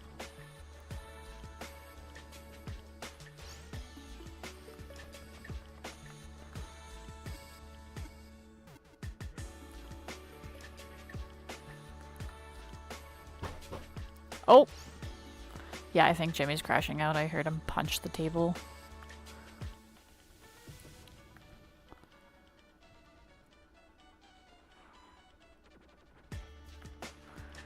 Honestly, I don't blame him though. PvP Dark and Darker is actually like... it is rage-inducing.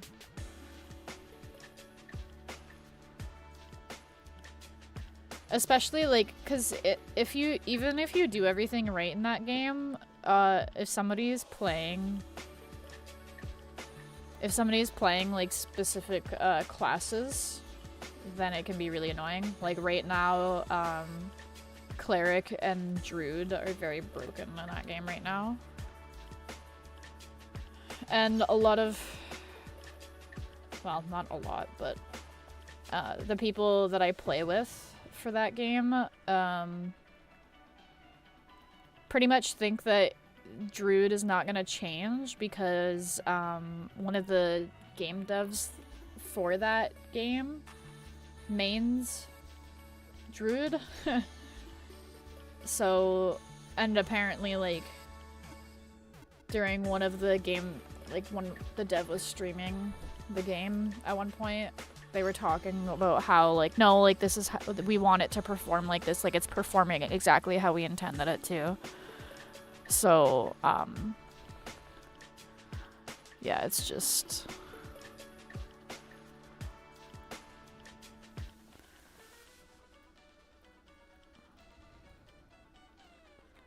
It's just, it's not... I don't think it's gonna change. At least not anytime soon.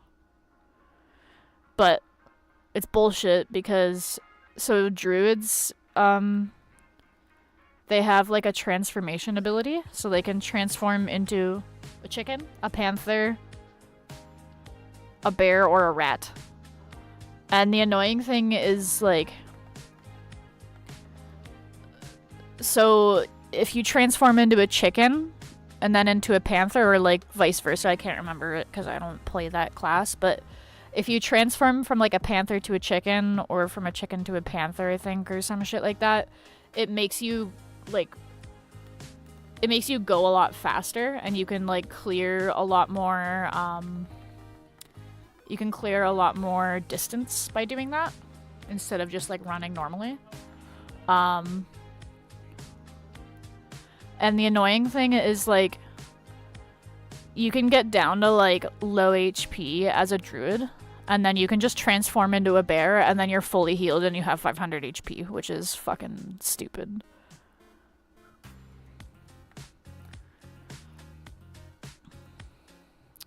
Hello, Boxot, how are you? Hope you're doing well.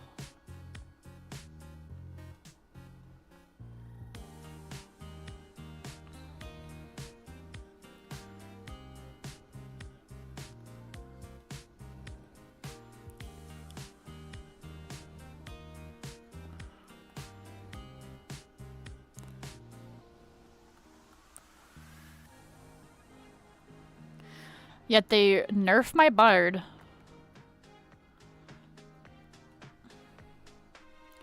Slow night shift. Had to bust out the sketchpad and background art stream. How about you? Oh, I'm doing good.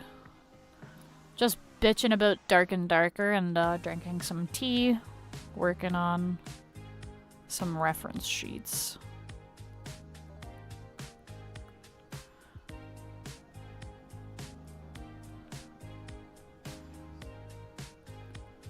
But hell yeah, drawing on company time.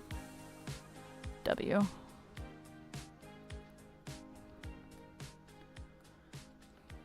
You played that game on Steam a bit? I played it when it first... I didn't play it when it was on Steam, but I played it when it was still like relatively new. And then I dropped it for a while because I got sick of the PvP aspect. But they recently added like a PvE version of the game, which is kind of nice. So they added that, and then they added a couple of new classes. Kept spamming Bard playing Dance Dance Revolution during confrontations. That's so fair. Especially when the game first came out, Bard was very broken. They nerfed the shit out of Bard though.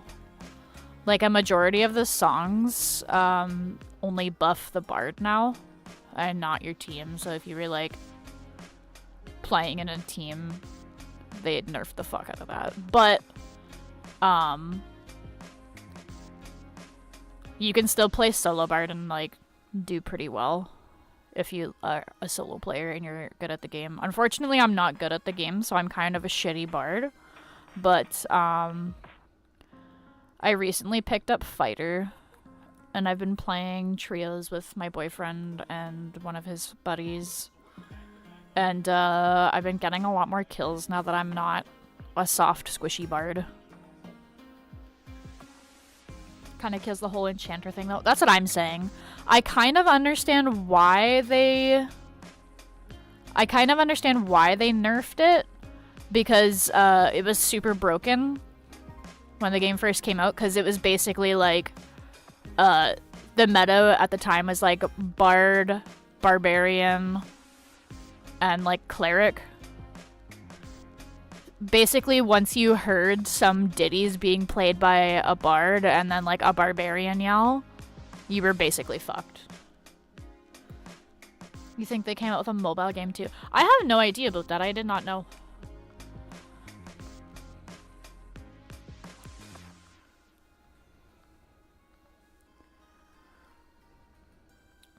I don't know how well that game would run on like mobile if it's the same thing, but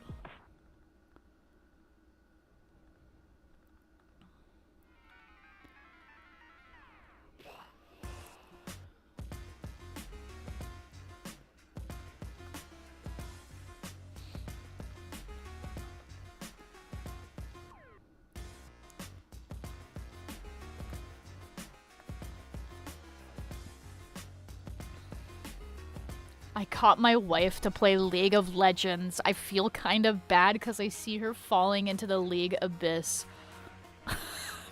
Are you sure you love your wife? Like, that's kind of fucked up, I'm not gonna lie.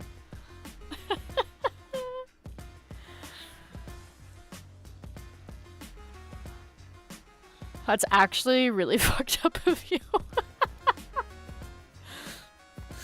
Oh my god. That poor woman. Like, League is already bad enough, but like, as a woman too, like, oh god. That's rough.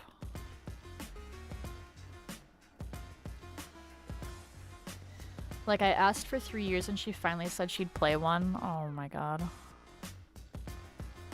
Oh no. Bless her soul. Bless her soul. I mean, I can't really shit talk too much. It's not really shit talking, but I guess I can't, like, say too much. I willingly play fucking Counter-Strike. I played Valorant for like a solid minute. I played a bit of League back in the day. Had to turn off chat for her. She's getting pretty decent though. Fair enough. So much has changed in League. The last time I played was like 2016, 2018, I think is when I played last. Yeah, I can't do FPS. The 14-year-old streamers are too good. Honestly, it's less so about like the 14-year, like, don't get me wrong, like the 14-year-old streamer kids that are cracked out on Adderall definitely are a problem. But a big issue with FPS games is that they are just rife full of cheaters. Like, I've seen a couple videos of people, like, bigger streamers reviewing, like, the top, like, the #1 player in Counter-Strike 2, and then they watch the VODs, and it's very clear that they're just, like, wall hacking and, like, aim hacking. And it's, like, sick.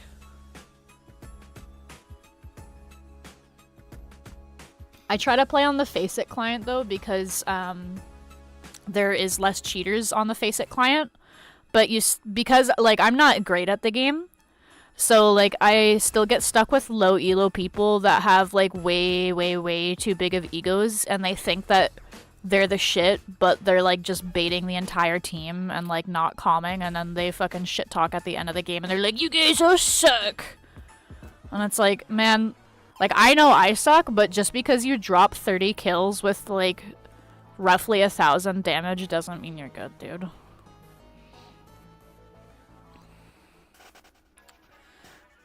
When I left the military, I realized that I fell off aiming for competitive FPS ranked, fair, and fighting games. I've never been too big into fighting games. At one point, I tried to get into Melee, but so I got a copy of Melee and I got, like, the setup. I figured out that I could wave dash as Fox, like, fairly like consistently, and then I'd never touched the game again. I used to play a lot of Smash 4, though, on the 3DS when that was big. Low elo ego is real. I feel you, brother. Yeah. Like, I'm not good either, but I would like to think that I'm better than them because I can at least admit that I'm the problem when I fuck up. I fucking hate it when people are like, oh, it's all my teammates' fault. And it's like, dude, fuck off. It's like a chore and a half to play a fighting game. If you don't have 100 hours in the practice tool, don't even bother. That's fair. Oh, can you fuck off with pausing my music, please?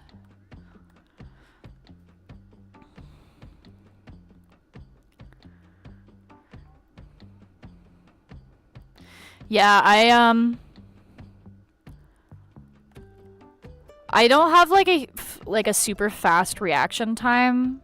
Like, I didn't grow up playing a lot of games that required super fast reaction time. I mainly grew up playing, like, Pokemon and, like, mainly, like, story-driven games. I'm definitely not a great gamer, but, depending on, like, the type of game it is, I can definitely persevere enough just to get through it. Like, I've been playing Hollow Knight, and I'm doing some post-game stuff, and there's this area called the White Palace, and it's basically, like... It's basically just, like, platforming hell. The devs knew what they were doing. They were very much like, yeah, let's just make this area super fucking annoying. And, like, I've been struggling with that for a hot minute, but, you know, I beat the game still, so, like, whatever. I found that the rest of the game was, like, perfect difficulty, but that place is just, like, my own personal hell. But my dumbass is very much like, well, I started playing it, I have to finish it now, so. I remember spending, like, a year on Kingdom Hearts 1 as a child. Hardest game of my life, not gonna lie. I have never played Kingdom Hearts myself, but I've watched other people play it. I can't take it seriously because, like, every time there's, like, some heartfelt moment, Goofy's just in the background like, "Huyok!" And it's like, awesome. I revisited it one time and beat it in, like, a week and had to acknowledge I was just trash at games. Honestly, real. On, like, the flip side of that, there's been times where I've played games from my childhood and I'm like, yeah, like, I used to fucking rock at this game as a kid, and then I play it now and I'm like, how the fuck did I do this? Like, how?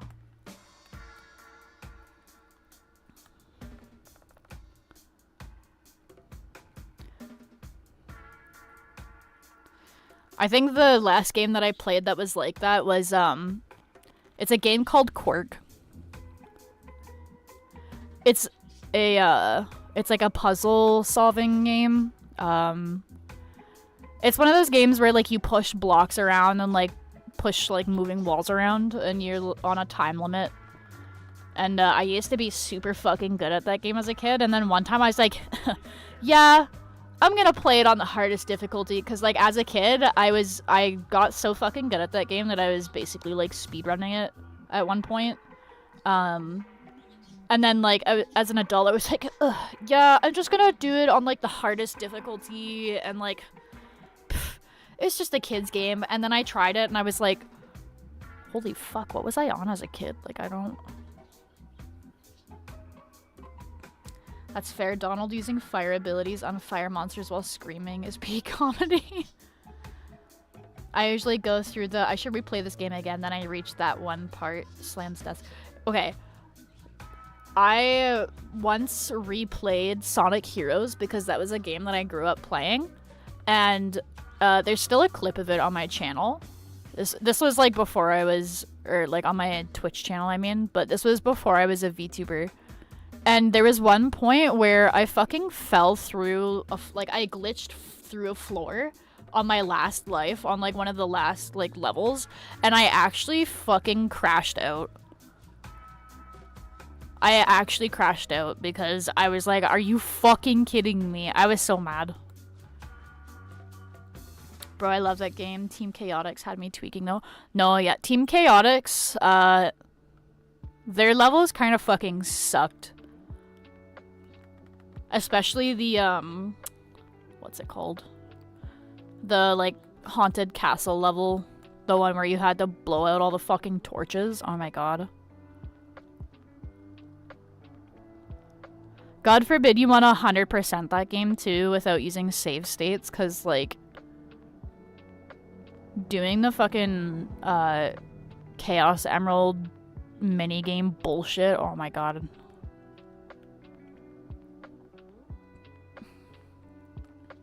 My condolences. Back in the day when games didn't autosave every 2 seconds. Yeah.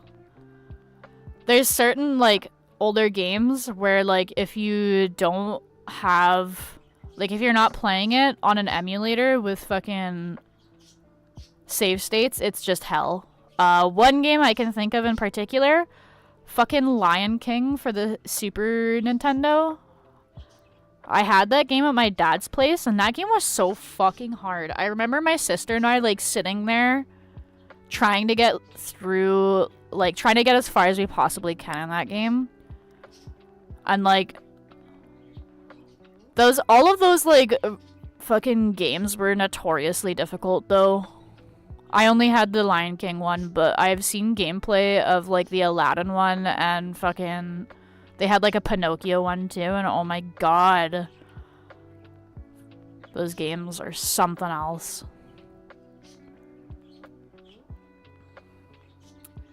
Running from an alligator while having a crocodile on your team is pretty silly. That is true. Bro, Hercules on the PC from the CD. Oh my god, what a difficult game. I never played the Hercules game. I think I didn't have, like, our computer was kind of dog shit. Like, I'm a 98 baby, so, like, I wasn't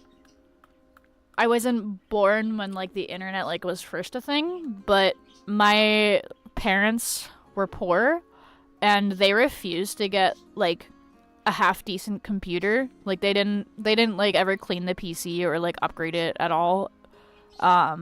So we had, like, a really old-ass PC, and we were also on dial-up while everybody else was getting high-speed internet.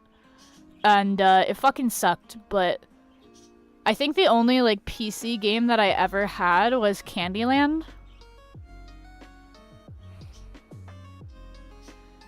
Are we old? Gaze into the sky feeds Tamagotchi. Oh my god. Yeah, we're at, like... It's been like 10 years since I've been in high school, man, which is fucking insane to think about. It doesn't feel like it's been 10 years, if I'm being honest.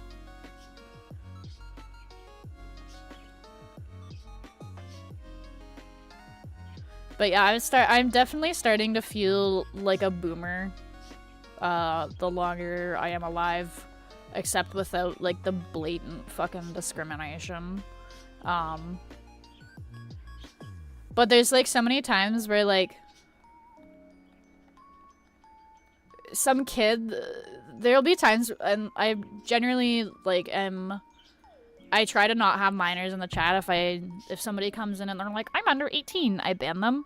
But, like, there's been times where I've had kids come into my stream and they're like, yeah, skibbity riz, and I'm like, what the fuck? What the fuck are you saying? Like, I don't even understand what it means. Or, like, my boyfriend's nephew, he's super into 𝙻𝙸𝙽𝙺𝚃, and he literally made me sit down and watch, like, an hour of 𝙻𝙸𝙽𝚺 videos and was, like, explaining the lore to me. And he made me draw 𝙻𝙸𝙽𝚺 characters. So, unfortunately, I know too much about 𝙻𝙸𝙽𝚺, like, more than I wanted to know, but I'm just like, holy shit, like... Dude, same. I feel cute until I meet a younger guy at work who just graduated.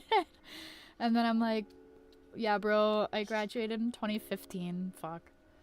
Dog, same. I just started streaming art and kids would be asking me to draw new age mascots and I'm like, bro, who the fuck? No, really, like, people, like, I kind of am privy to some of it because I'm chronically online, but then there's, like, some shit that I've just never heard of.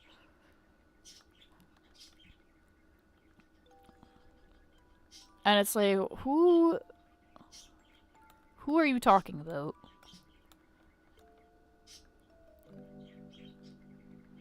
I'm thankful because, like, most of the people that come in my stream are, like, roughly my age, maybe a little bit younger than me. Maybe some of them older than me too, which is nice, honestly. It feels so weird when I have kids come into my stream because I'm like, dude, I am not a good role model.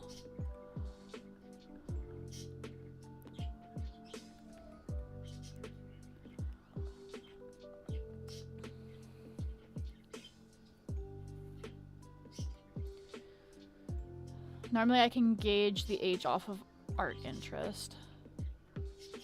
If they say Sonic, then I already know. Dude. It's weird because, like, so when I was growing up, I was, like, Sonic was, like, one of my first ever, like, hyperfixations. And then when the Sonic movie came out, it suddenly became cool to like Sonic. And I was kind of happy because it's like, hell yeah, like, there's so much, like, good Sonic franchise stuff. But then, like, it's also weird because it's like, damn, I was fucking bullied for this growing up. Same thing with anime, actually. So, like, part of me is, like, salty because it's like, damn, I got bullied for it and, like, now it's a cool thing. But then, like, my child self is also, like, kind of happy because it's like, fuck yeah, like, other people share your interests now. I feel you, brother, yeah. I was talking about this one stream, but there is, like, one specific Sonic drawing that I used to redraw all the time. Because, I had, like, a Sonic DVD. And I would redraw the art from, like, the pamphlet or, like, the back of the case or whatever.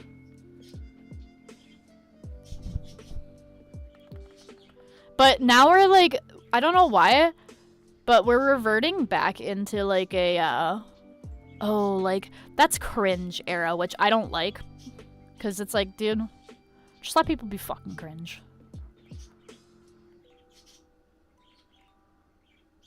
I wouldn't be caught dead saying I binged 12 episodes of Hair Arm anime with title I can't pronounce in high school in like 2 days. Oh my god. See, as a kid, I was unapologetically weird, which is why I got bullied a lot. But I did have, like, a group of, like, nerd friends that I hung out with a lot, so I was thankful to at least have them, But yeah, like, if you... Oh my god. Like, if I went on a rant about how, like, Shadow the Hedgehog is super cool and, like, my favorite character is Espio and Blaze, like, people would fucking look at me weird back in the day, but now people are like, yeah, like, Shadow's so hot, and it's like, cool. Like, I'm glad that you're free to say that without being considered weird.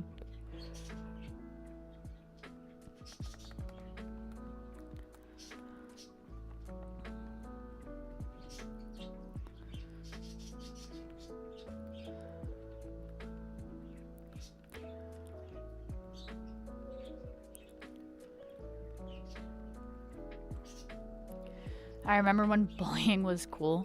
Yeah. Had to hide like 75% of my interests. Yeah, I feel that.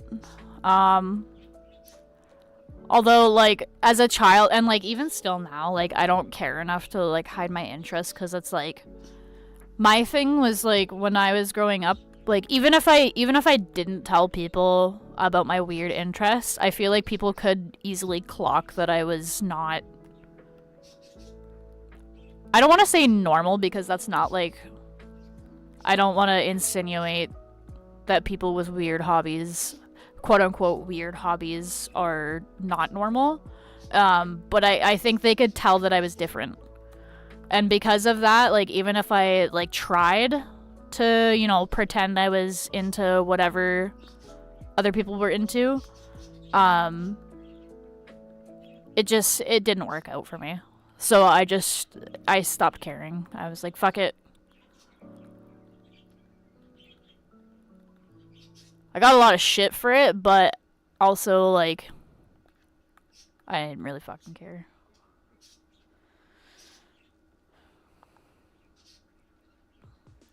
I remember choosing not to join a D&D group as a cool because it was full of nerds, which they were, but I wanted to play for real. Me not trying to act like the main character, choosing to eat lunch alone. Real. I was lucky because, like, so growing up, I was in, like, a very small town. And, like, it kind of sucked because, like, it was one of those towns where, like, everybody knows everybody and, like, people would, like, spread rumors about you and, like, that kind of shit. But, I was kind of lucky because after I graduated elementary school, we left and we moved to a different place for high school. So I kind of got a fresh start, which was nice. And because the area that we were moving to was bigger, I had a lot more, like, nerdy people to hang out with, which was nice. Because like, my main friend group in elementary school was, like, a bunch of nerdy boys a grade above me. And then when they all graduated, I only had, like, one friend in my grade. And she was kind of like me. Like, she wasn't super nerdy per se, but she was very, like, weird and, like, crazy. And then,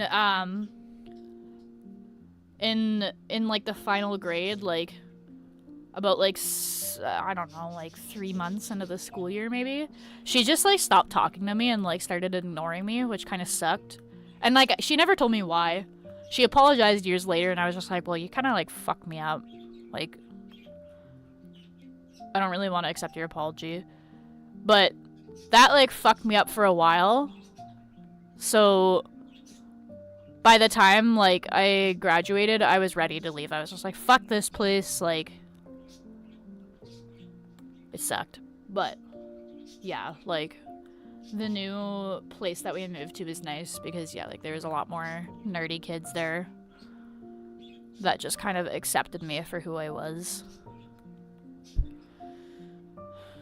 Oh, I couldn't imagine. We were, like, 2 steps more populated, but me and my classmates group up together the entire time.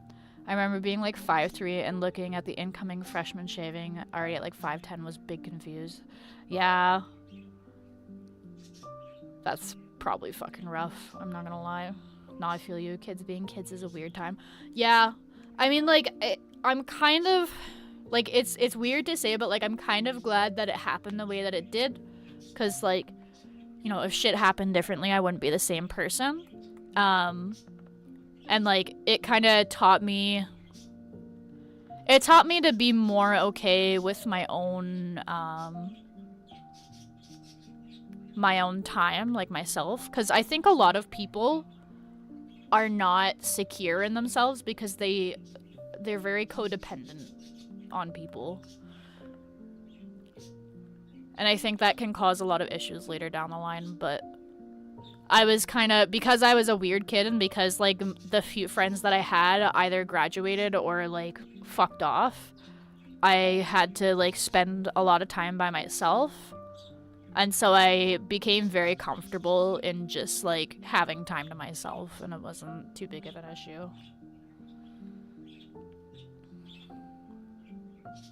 Low-key, I don't remember what I made up and what actually happened up until, like, 7th grade. Had way too much imagination. Yes, yeah, I was definitely the same. I remember drawing a lot during recess. There was a point where I used to play soccer. I wasn't very good at soccer, but because it was like the students organizing it, it was very like contact soccer. So I was a pretty like fit. I was pretty fit as a kid, and I remember like knocking over some of like the younger kids because it was like I was maybe like grade 6 when this happened, and we actually had to like tell like the younger we were like, okay, we are only gonna let people that are like grade 6 and up play with us because we are gonna knock the shit out of you guys and we don't want to hurt you, because it was a very contact soccer sport. Bro, same. I remember skipping most school events to run MMORPG raids with the guilds. I was super content though. Yeah, I was definitely like chronically online as a kid too. Like after school I would hop on my laptop and I would be drawing a lot and just like I was like a DeviantArt kid growing up. I also remember placing well in cross-country race because I was trying to get home and catch an event. That's real.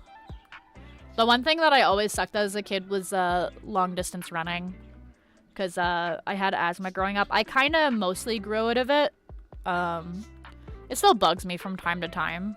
So like I have an emergency inhaler when I need it, but as a kid I had to have a daily inhaler, and I had to have the emergency one as well.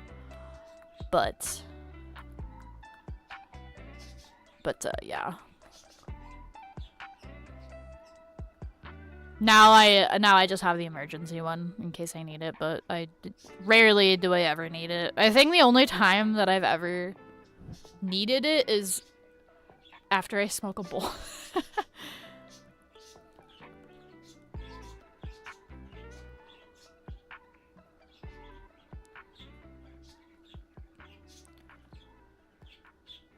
Fortunately, I skipped the DeviantArt phase because I didn't start drawing till like 22. My dad hit me with the 11th grade. When you leaving the house? Was preoccupied. Oof. My mom never kicked me out, but she was insufferable. She was very insufferable until I decided to leave on my own. And then I moved in with my dad, and then my dad got pissed off at me at one point, and then I was like, alright, fuck you, and then I left. And then he's like, don't come back, and I was like, cool. So I just joined the Navy and call it a day. That's fair. My dad was pissed off because I brought my mom over because he kept bitching about how like my room was dirty. So I was like, okay, I'll clean it. And then I asked my mom to bring over some totes so I could organize stuff. And then he got pissed off because my mom was there because they're not like divorced, but they're separated. They might as well be divorced, but legally speaking, they're still married. But yeah, he got all pissed off and like started shouting. And I was like, dude, I literally fucking pay rent. I was like, you didn't even have to talk to her. Like, you didn't have to interact with her at all. Like, I don't see what the problem is.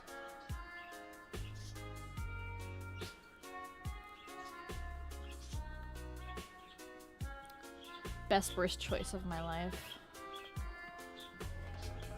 Low-key, like, I would consider joining the army, but I don't think they would have me because I'm to put it frankly, I'm pretty mentally ill and I'm not physically fit anymore. I've been wanting to get back into, like, at least going for walks daily. For a while I used to go for walks daily, but a couple years ago I got like really sick at the beginning of the year, and then I was in bed for like a week. I thought I was gonna die, but so I stopped going for my walks, and then because I fucking broke the schedule, my autistic ass was like, alright, you done.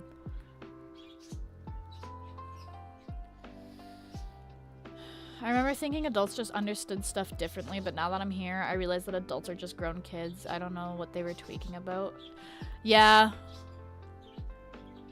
Like, the older I get, like, the more I realize, like, my parents had a lot of trauma that they obviously, like, either didn't want to work through or, like, didn't even realize that they had. But, like, I still get, like, pissed off about, like, some of the shit that they said and did to me. They're definitely better now, I would say, than they were, like, back when I was growing up. But they still have a lot of work to do, so. Oof, glad you recovered. Yeah, me too. I sometimes wonder if I got COVID, like, during that time, because that was, like, before it was even announced as, like, a thing. So obviously, like, I didn't go get tested, but, I don't know.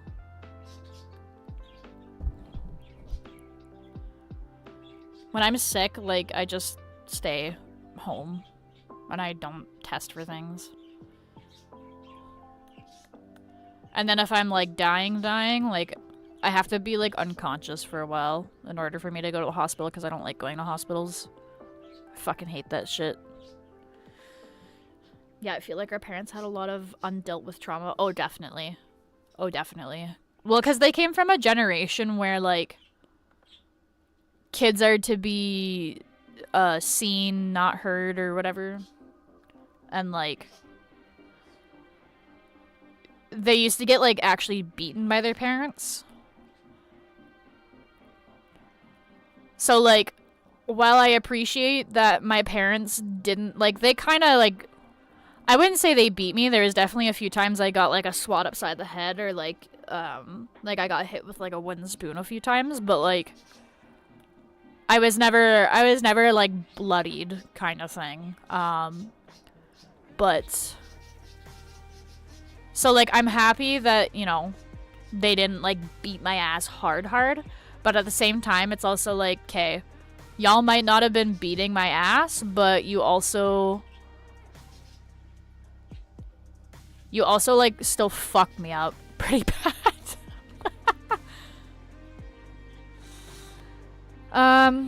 I had a lot of black excellence pushed on me, which was good until I realized perfectionism is terrible quality in the long term.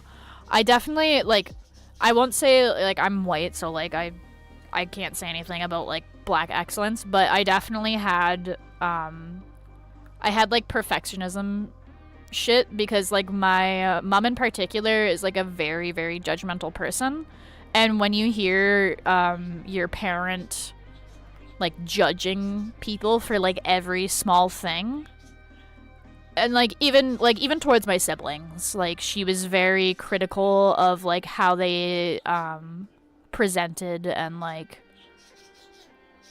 things like that. So when you grow up hearing a lot of that, it becomes your internal monologue, and it's very hard to break out of that style of thought. So Same, I do remember the belt, but it kind of stopped after like 14, 15. Yeah. If you ain't gonna be the best at it, then don't do it at all.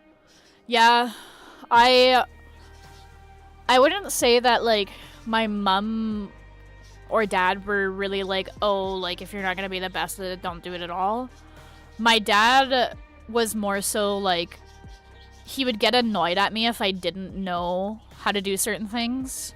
And kind of same thing with my mom. Like, they wouldn't outright say it, but it was very like heavily implied. Like, I remember getting yelled at for like doing the dishes wrong. And like now I like as an adult I kind of understand why, but like also screaming at a child instead of just like showing them the correct way to do it was just not it.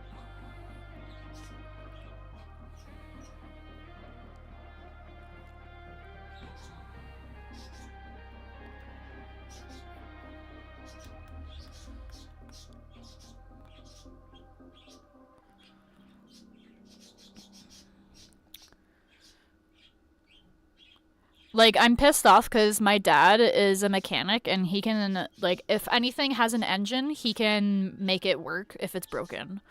And I'm pissed off because he could have taught me any of that, but he chose not to because anytime I tried to, like, learn anything from him, this is, like, the classic, like, you're not holding the flashlight right. It was very much that, and then, like, he would be like, oh, go grab me, like, the needle nose pliers. And, like, as a fucking kid with no previous experience, of course, I don't know what the like, what is it? Like, can you describe what it looks like to me? And then he'd get pissed off at me because I'd bring the wrong ones or whatever, because he's got, like, 4 of each tool.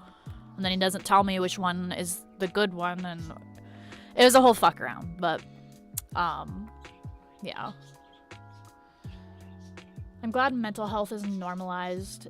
Oh yeah, same. Like, I'm very glad that, like, this generation is the generation where therapy is more normalized, because, like, my parents' generation was very much like, yeah, therapy is for people that are, like, fucked up, and, like, you don't need therapy, essentially. It def can get out of control, but at least we can talk about it now. Also, that was kind of my dad asking me to get the Phillips, and I'm like, who the fuck is Philip?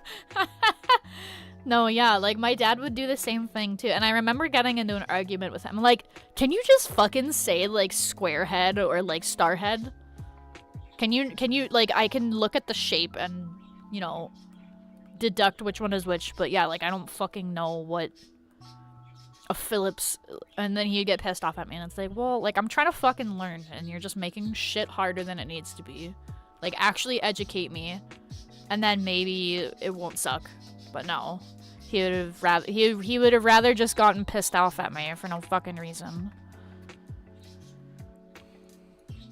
Me nodding along with my dad is explaining the car engine. Real. The only thing my dad ever taught me to do, like, mechanic-wise, was how to change, brake pads. But that was when I was, like, a lot older, and I wish that he would have, like, taught me more shit. I remember one time he bitched at me because he was like, well, like, you shouldn't take it to a mechanic, and I was like, well, look, like, I was working night shift at the time, and I was like, look, I don't want to fucking fix my car. I was like, I will literally pay you to fix my car for me. Like, I don't have the time or energy for you to sit down and teach me. Can I just pay you to do it? And he's like, no, like, you have to learn how to do it yourself. And I'm like, I agree, but I am working nights. I don't want to be up later than I have to be, because my family was not, they were not conscientious of how much noise they were making. So, you know, like, if I'm up late at night on my day off and I fucking make a sound that's slightly too loud, I get bitched at. But, you know, when I'm working nights, you can fucking go outside and start doing, you know, lawn fucking work at, like, 6 in the fucking morning when I'm trying to sleep. And you can stomp her. Like, he was literally outside my door fucking cutting wood with a saw, like, inside. And I'm like, are you fucking kidding me? Can you at least go outside for that? It sucked. I hated that shit. I'm like, yeah, I know some of these words, like, I could, but I'm choosing not to, so exactly, yeah.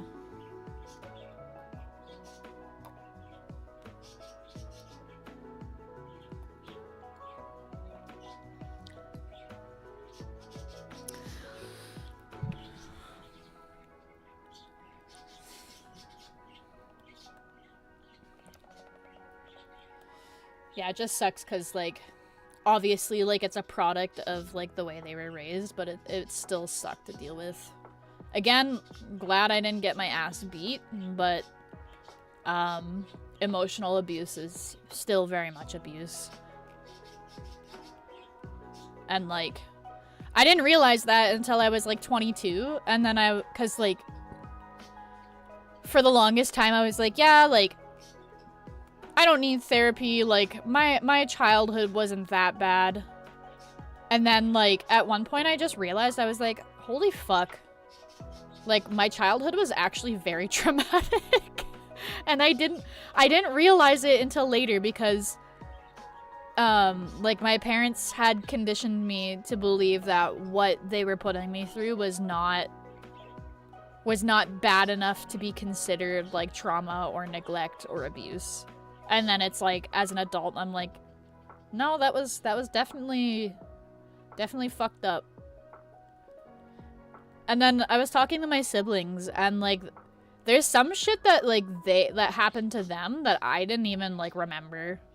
Like, I was talking to my brother, and I remember going to Niagara Falls for, like, a family trip, and it was me, my sister, and my mom. And, like, I was pretty sure that by that time my brother had moved out. But then he's like, yeah, no, like, I was still living there with you guys. Like, she just left me home. And I was like, what? No way. Like, I didn't even remember that. So. I feel like, blah, blah, blah, blah. I also realized that I'm okay with not caring about a lot of things. I feel like I was raised to care about everything. Then I sit back these days and I'm like, man, I'm a lot more happy in life. No, I feel the same way. Like, I was very much a chronic people pleaser growing up. Specifically, like, to my mom. Or, like, my mom would always, like, point out things about... She was very, like, hypocritical because she would always tell, like, us, she's like, oh yeah, like, you don't have to diet, like, blah, blah, blah, like, you don't, like, it's okay, like, dieting is not all that it's cracked up to be, and, like, blah, blah, blah. But then, like, in the same breath, she would, like, turn around, and then she would be like, ugh, that lady is so fat, it's so disgusting, like, why is she dressed like that? And it's like, oh my god. And, like, she's still like that now, and it's so, like, jarring, because... she just, like, she'll just find anything to bitch about. And, like, I don't like hanging out with her because she's very draining to be around and she kind of just trauma dumps every time we're together. And there was one point where I kind of, like, went off on her. I'm like, okay, like, I love you and I'm sorry that you're going through a rough time right now, but I am not your therapist. And I kind of feel like you're treating me like a therapist. Because she was like, why don't any of my kids want to hang out with me? And it's like, well, maybe it's because every time we try to set a boundary, you just trample all over it. And, like, she's been talking about, like, going through tough times. So, like, my siblings and I offered to, like, buy her therapy sessions. And she's like, I don't need therapy, like, blah, blah, blah. Like, I already had therapy and they told me it's not my fault. And it's like... okay, we're not talking about therapy because we think you're fucked up. Like, she is fucked up. But I was telling her, I was like, okay, we're not trying to get you therapy because of, like, the shit that you've done to us. We're trying to get you therapy because, like, you're obviously, like, struggling with some emotional shit. Whether that be, like, stuff that happened in your past or just, like, general mental health issues. Like, you're obviously struggling to some degree. And, like, instead of... using your kids as free therapy, we would rather you go to an actual therapist that could actually help you. But she thinks that therapy is... like, she takes therapy as us, like, saying that there's something wrong with her, and it's like, no, like, we just don't want to hear you trauma dump about the same shit over and over again. Like, I love you, but it's so draining being around her when she's so constantly negative and then does nothing to, like, solve any of the problems that she's facing. So, yeah, I have a younger sister and an older brother, and when we talk as adults, I realize that our upbringings were totally different. Also, I had to sit back that my siblings are 8 years apart, which is actually wild. Yeah. I have 4 older siblings, and like they're like some of them are technically half siblings, but like I was never raised to like view them any differently. And like I didn't even realize they were half siblings until I was like, well, yeah, like they had like my brothers have different dads than my sister and I, kind of thing. So yeah, but we were never raised as like, oh, this is your half sibling. Like, no, it was just like, yeah, that's your brother. He's got a different dad, but that's fine. So, but yeah, it's very like weird hearing like, cause like I'm the youngest of my family, so like compared to what my older siblings went through, like they went through a lot worse shit. But even the stuff that I went through was pretty fucking bad. So like I would hate to imagine what like my oldest siblings would have went through. And like I've heard some kind of like horror stories about that, and like some of the shit that like my mom and my dad did are like kind of fucked, honestly, to say the least.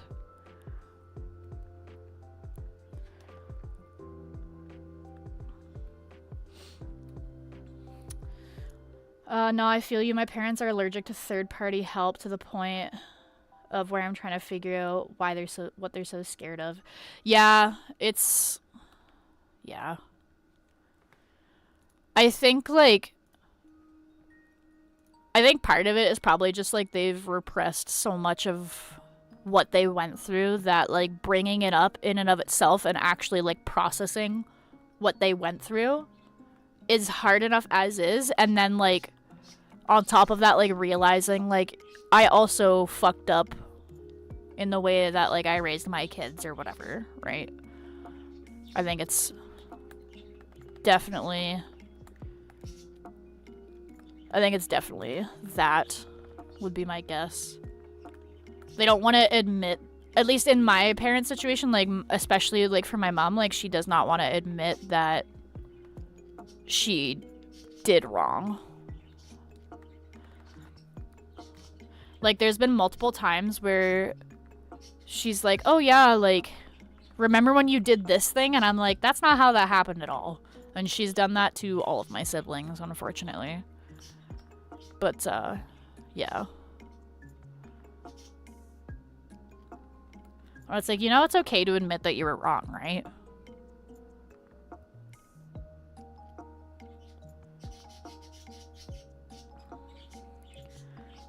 Honestly, being this age has been the wildest experience. I know enough to stay relevant, but remember when these technologies weren't even conceptualized? I'm like a new age boomer. Exactly. No, I feel the same way. For sure.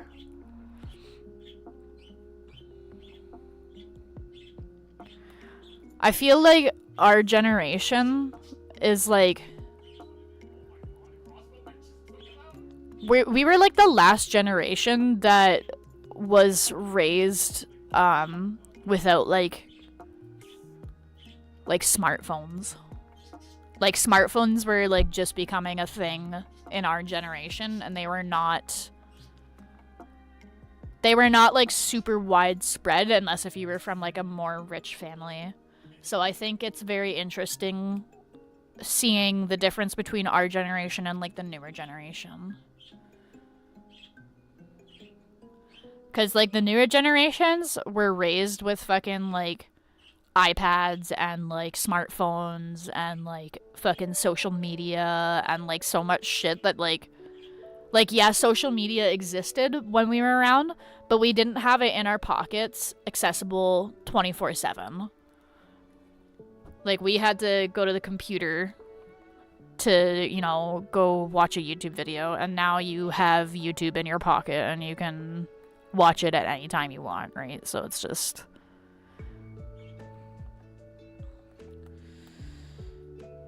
Like, the dollar menu turning the value menu in my lifetime is insane, right? $20 for a movie ticket, bro. $20 as a kid was a whole afternoon at the movies. Dude, yeah. It's like, or like even like, oh, like the $5 footlongs, or like dollar drink days at fucking, at McDonald's. Like, it's not even $1 anymore, dude. Like, it's fucking insane.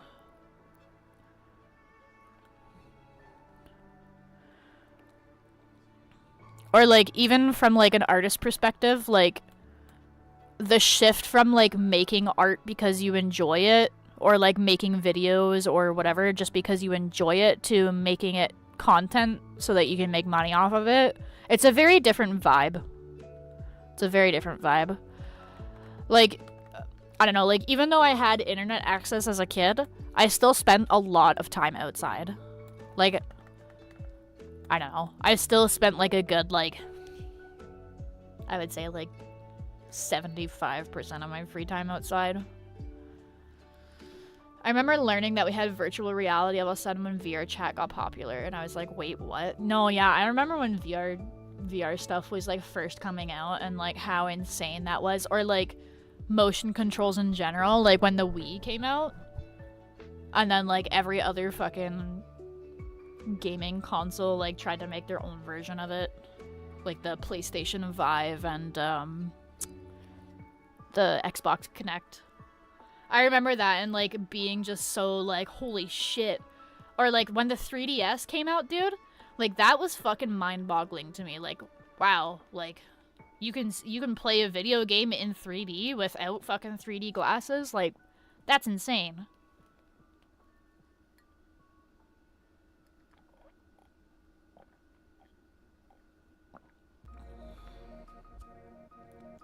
There was so much like technological advancement throughout like the early like 2000s and like 2010s.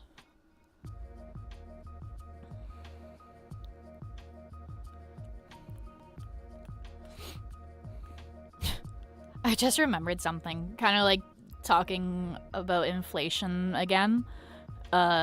I remember being a kid and like being confused as to like why my mom would bitch about like gas prices going up by 1 cent, and I was like, why are you complaining? Like, it only goes up by 1 cent. And now that I'm an adult, I A, realize why she was bitching, but B, it's also like, goddamn, like, this fucking sucks, because I don't know where you're from, but in Canada, where I'm at, it fucking sucks because, like, gas prices will jump, like, 5-10 cents. It sucks. I fucking hate it. My car is fucked right now, too, so, like, I can't even, like, drive around too much.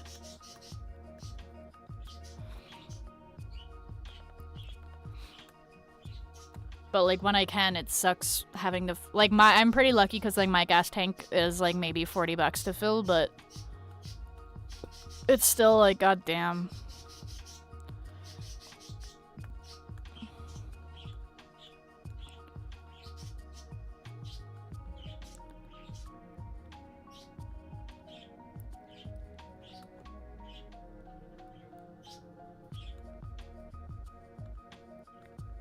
But yeah, it's insane, like, how quickly things have changed. In my lifetime alone, even.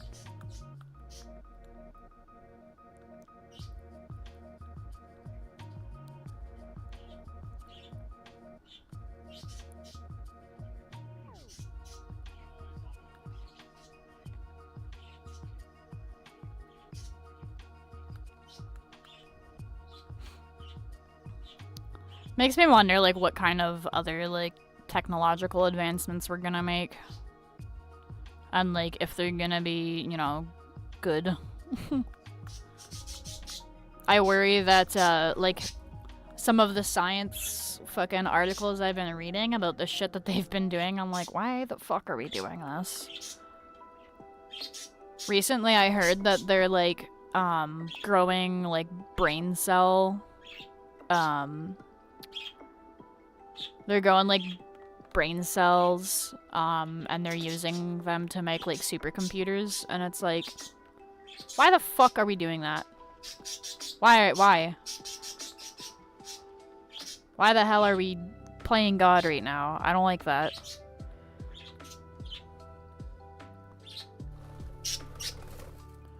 Oh my goodness, birdies.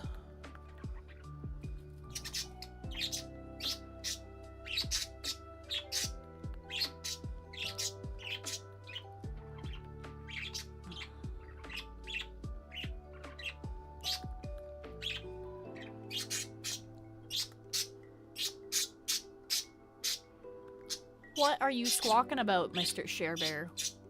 What? What is it? Did Jimmy fall down the well? Yeah?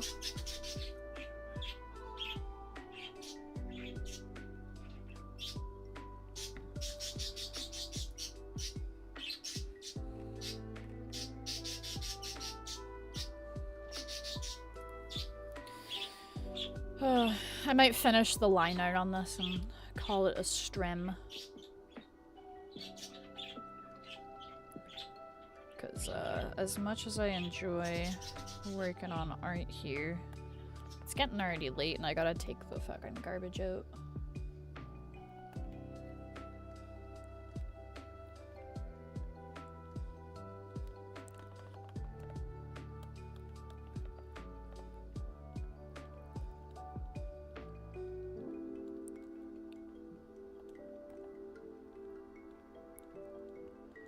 Made good progress on this fucking reference sheet, at least. And then I gotta do write-ups for all my characters for fucking art fight when it comes up.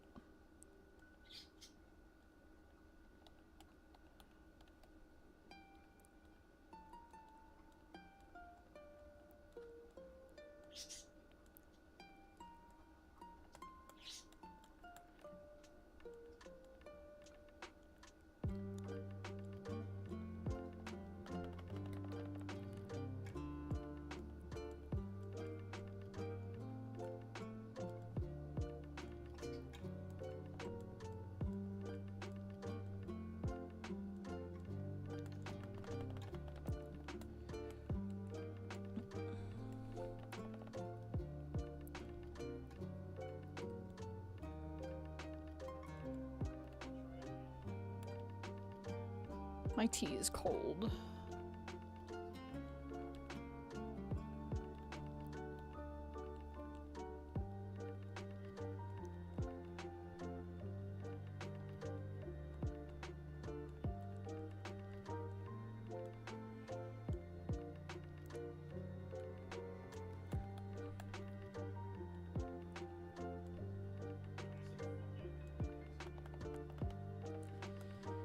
Cool beans.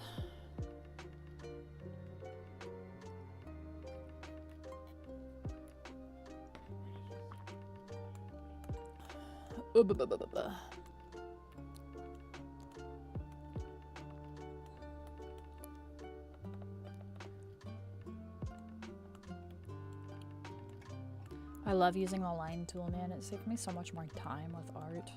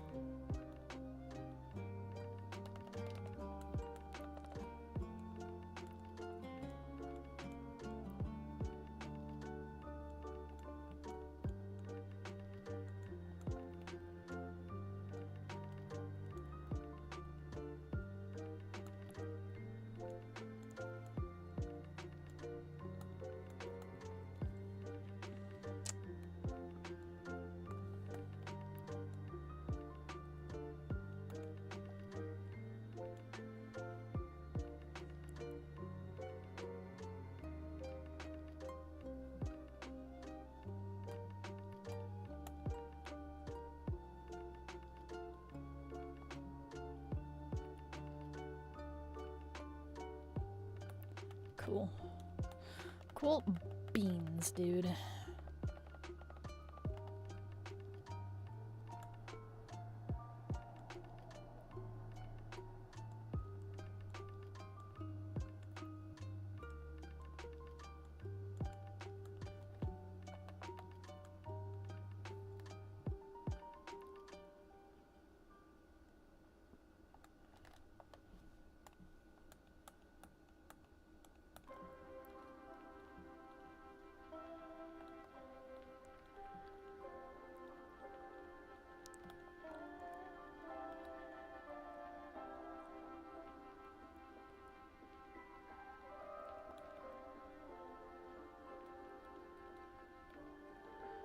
Locking the fuck in to finish this line art.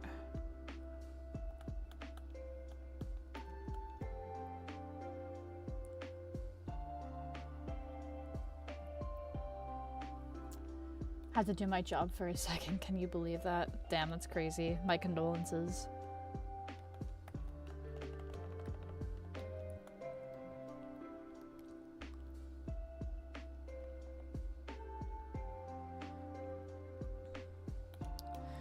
Yeah, I was basically just agreeing with you and said that, like,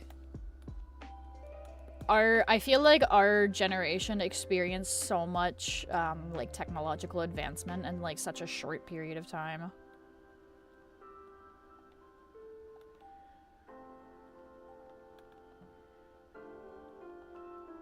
Like, VR, like, motion controls, smartphones.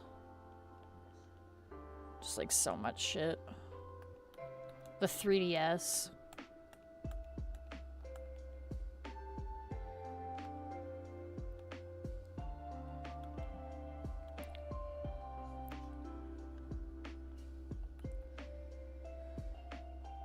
Nah, but I feel weird talking, or I feel weird about taking art semi-seriously, but I do feel like I missed when you felt like growing a social account felt like real. Yeah. Yeah, it's like, I don't know, like, the internet back in the day was a lot more, it was a lot more about, like, doing what you actually enjoyed, rather than just, like, I am making this for content. And it was a lot easier to grow your account back then because you were able to find like people that enjoyed shit easier and like more like genuine.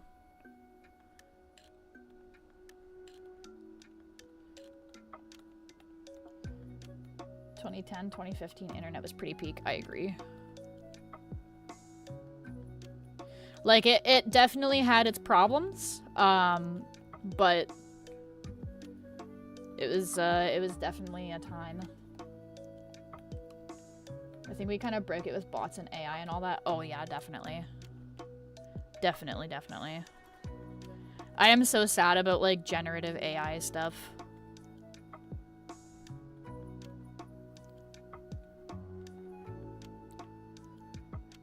At this point, I don't know how we can take any of it seriously. Yeah.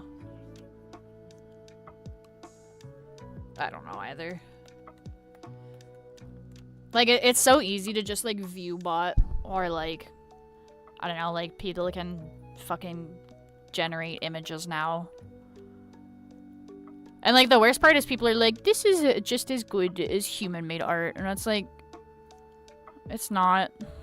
But the people that I feel like it's definitely like consumerist mindset. I don't want to wait for this thing to be made that actually has soul in it, so I'm going to ask a robot to generate things for me. And it's like, okay.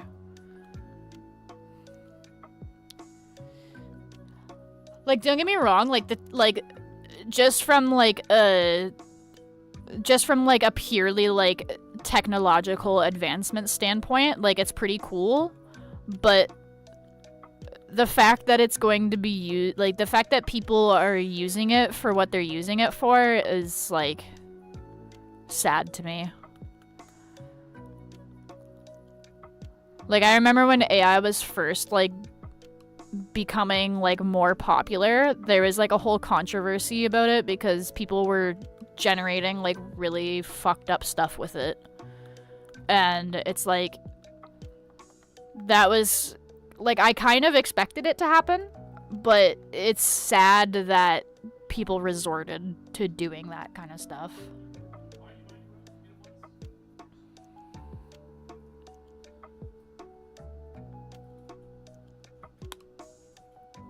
Also, when a ton of artists were worried about being scraped and I had to little bro some people like dog we are getting scraped were terrible at the moment. It's funny though, because like, so I found a website that lets you check to see if your art was scraped for AI training. And I was curious. I was like, surely nobody, like, surely they wouldn't use my art. Like, you know, I wouldn't say I'm bad at art, but I'm not great at art either. But I checked, and lo and behold, people have definitely, there was one image that was scraped. And I was like, there's no fucking way. And it's funny too, because it's a drawing that I personally was like, this is kind of dog shit. So I just kind of thought it was like funny, but I was also kind of sad. But I think it was scraped because it was like fan art for an anime that was like popular when AI was first like becoming a thing. So I don't think it was like a targeted attack, because if it was, I feel like more of my art would have been used for that. But it's still like, damn. I feel you. Being an intermediate artist is like actual purgatory. No, for real. Especially, so it sucks now because with all the AI stuff, if I want to do studies, I have to fucking sift through AI generated dog shit now in order to like study stuff, which I fucking hate. So I was talking about this earlier during the stream too, but I am gonna have to start busting out books that are like actually made by artists now, which sucks because it's a lot slower, but that I would rather do that and know that it's actually like legitimate rather than trying to follow some AI fucking dog shit. Not new enough to be pity supported, but not professional enough to be praised. Exactly. Exactly. Had to do that black group coffin dance meme for Pinterest. Oh my god. Gone but not forgotten, literally.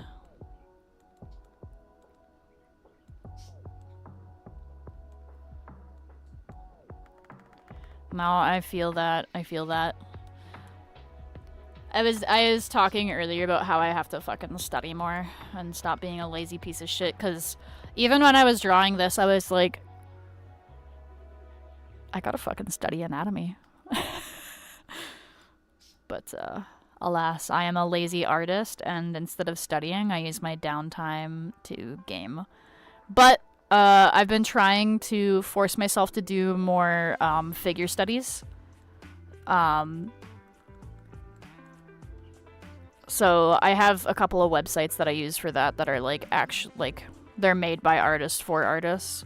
And then I was saying, like, worst case scenario, like if I am bored by like what's on those websites and like I don't want to deal with AI stuff, I'm just gonna take a bunch of pictures of myself and like trace over it and block out the different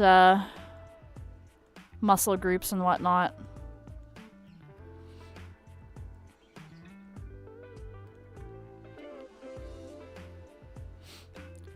Like, one day I feel like I would like to make art for money, but then I sit back and try to figure out how that would even work nowadays in the art space. Real talk, I think I missed the vote.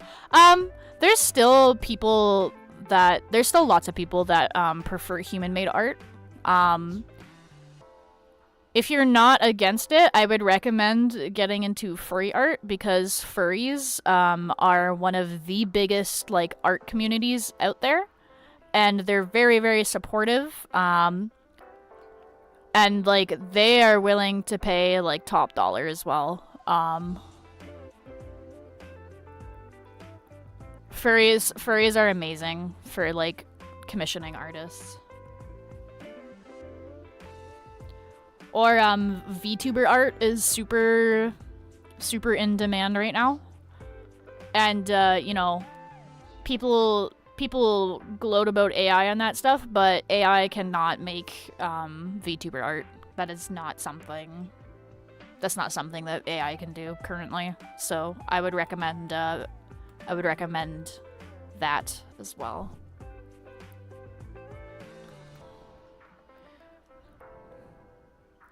That's your second problem. I have learned that my favorite art to make is on the fence. Safe for work art. There's plenty of furries that only buy safe for work art.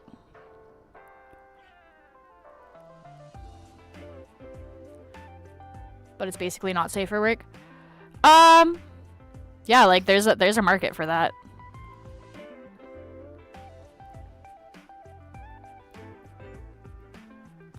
There's a market for like not safe for work that's like not just inherent porn. There's a market for it. A lot of the stuff that I used to like get commissioned for was like just like gory stuff or just like artistic nudity. There's lots of people that are into that.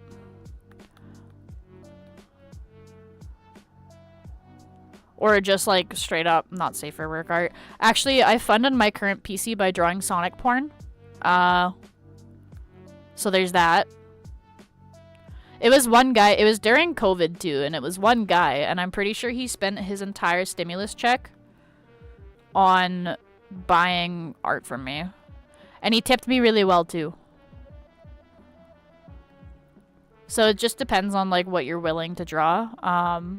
But regardless of what you're like willing to draw and what you're not willing to draw, like there's always going to be a market for it, and you just have to like know how to get your name out there.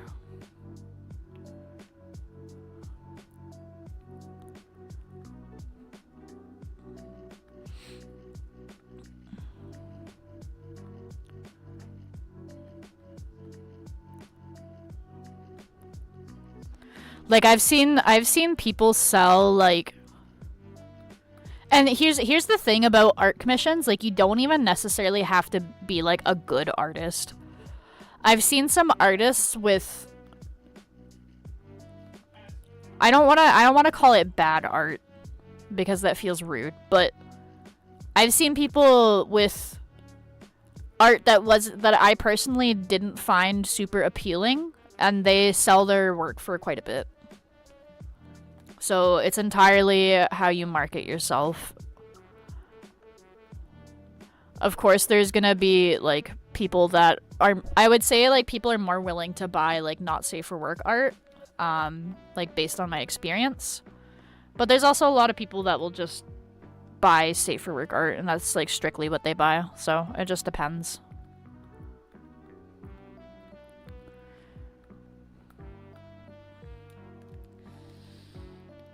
Nah, bro, I've seen some mid art making bank. I'm jealous, I'll admit it. It's just they're very like, how do I say that? They have like a very they have a lot of presence online. A lot of it is just like marketing.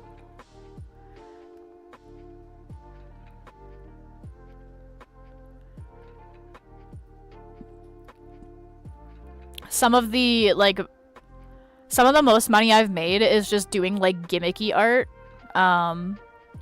So like, for example, there was one point where I did Game Grumps head commissions. So like I would draw people's characters as like a Game Grumps head, And because there's a shit ton of people that love Game Grumps and a shit ton of people that like buying art, I got a bunch of those. Or like, for a while, I did icons where like the character just had like big like saucer eyes and like stuck their tongue out, and like people fucking ate that shit up. You'd be surprised what people would pay money for, honestly.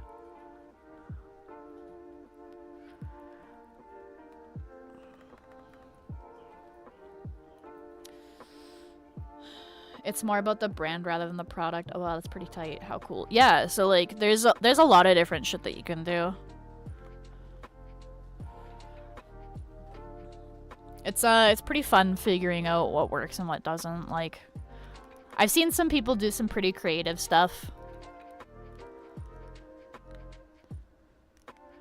Like, I've seen people being like, oh, like, I draw your character as like a gummy, like in gummy form, like if they were like a gummy bear. Just like shit like that. So it's entirely just dependent on how you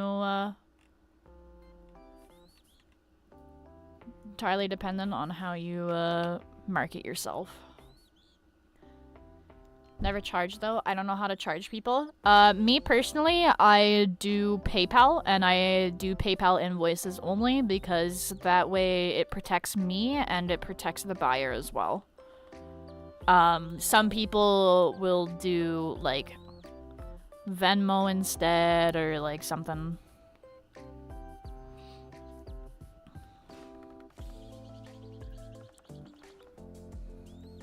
Another bird bop.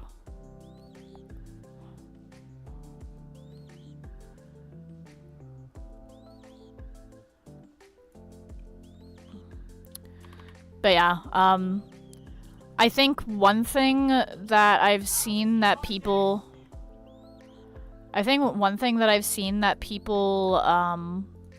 really like now, especially with like all the AI stuff going on, is there's a website called 𝙻𝙸𝙽𝙺𝚃𝚂, and it's specifically for artists who are trying to like do commissions.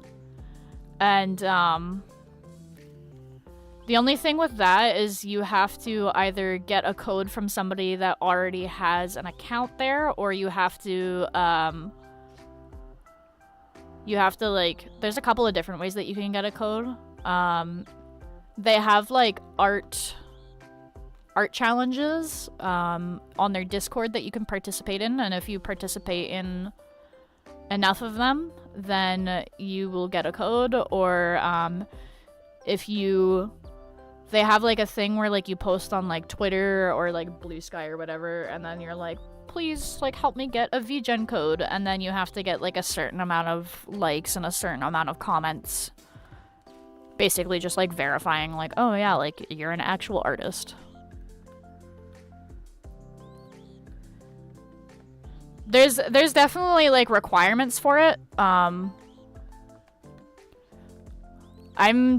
like kind of trying to get to like 𝙻𝙸𝙽𝙺 stuff, but I'm also like kind of lazy and just like trying to get my own like personal projects done.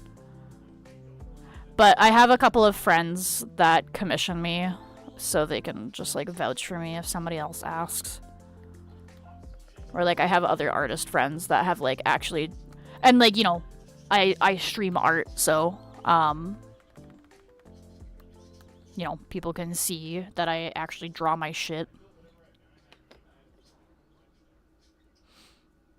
I think my problem is that when I think of art I'd pay for, I think of ArtStation level art. And there's definitely other people that are like that, but there's other people that will pay money for, you know, not professional art. Because, like, keep in mind, a lot of people can't afford professional art prices because professional artists charge a fuck ton of money. Some of my favorite art that I've gotten from artists are like $250 plus, or like I've gotten some art from people for like really cheap. Like, this icon that I got, this was, I think, like $25. So, what else did I get? I bought this for like 15 bucks. I like supporting like beginner artists as well. I wouldn't call this beginner, but like I like supporting smaller artists. Let's see what else. This one is not safe for work, so I'm not gonna open this. Oh. So this one, there's this one, and then there's a alternate of this one that I got, and it was like, I think it was like 600 US for both of the drawings that I got done for this one. I'm willing to pay like a good price. Obviously, like, I can't afford like thousands of dollars. But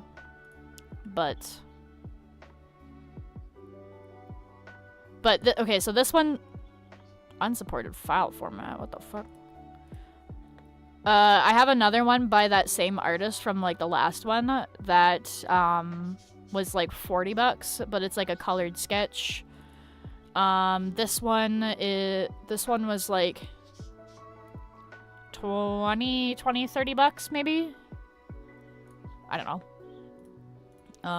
What else do I have here?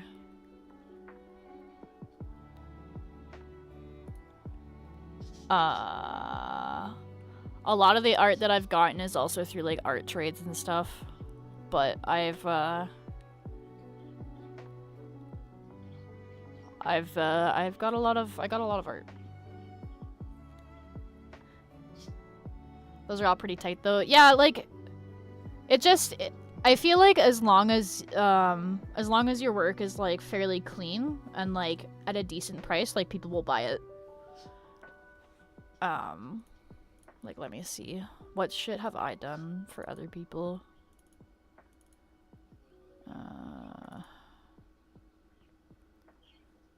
I've done a lot of like different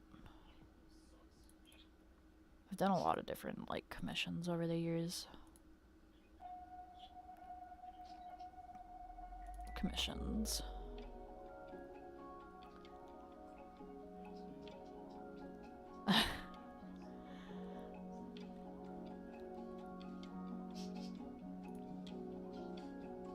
Oh my god.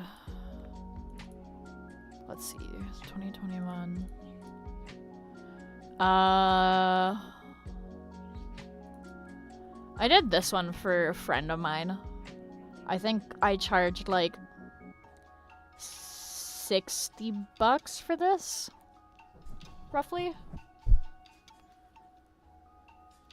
But my friend also like tipped me because he's known me for like 10 years.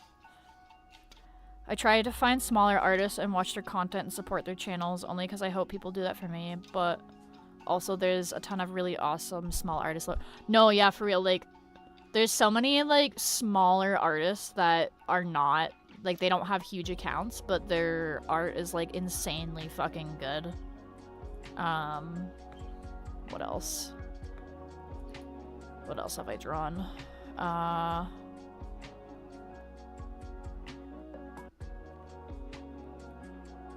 Let's see.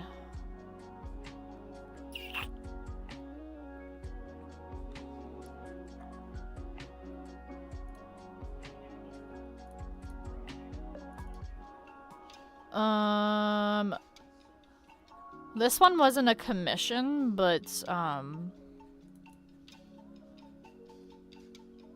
this was like I did this for free because I wanted to, I was going through like art block and I was trying to get back into art.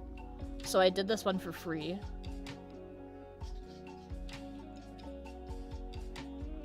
But yeah, like people are like willing to pay for shit. You just gotta find your clientele.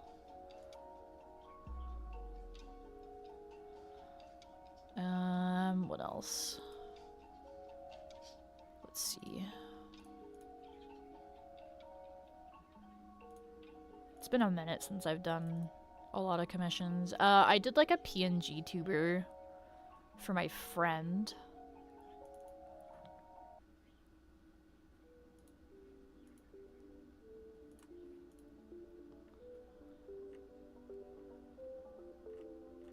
I don't remember. I think he paid me like $60 for this, and there's like a couple of different.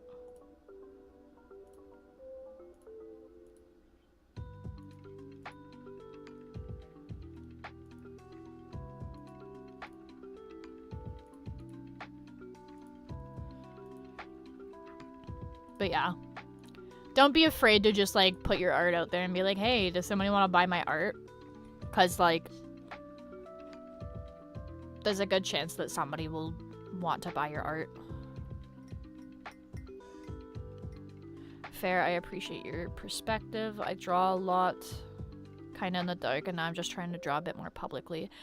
Yeah, like, the biggest thing is just having an online presence, because, like, especially now with, like, all of the AI stuff, and, like, there's so many fucking scams. Like, I recently almost got scammed, because there was somebody that was impersonating, like, actual artists, and, like, I was looking for, like, a chiptune, like, music thing, so I went on Blue Sky, and I searched up, like, different chiptune artists, and I found a guy that I liked, and I responded to one of his posts on Blue Sky, and I was like, hey, like, I really like your stuff, like, are you taking commissions right now?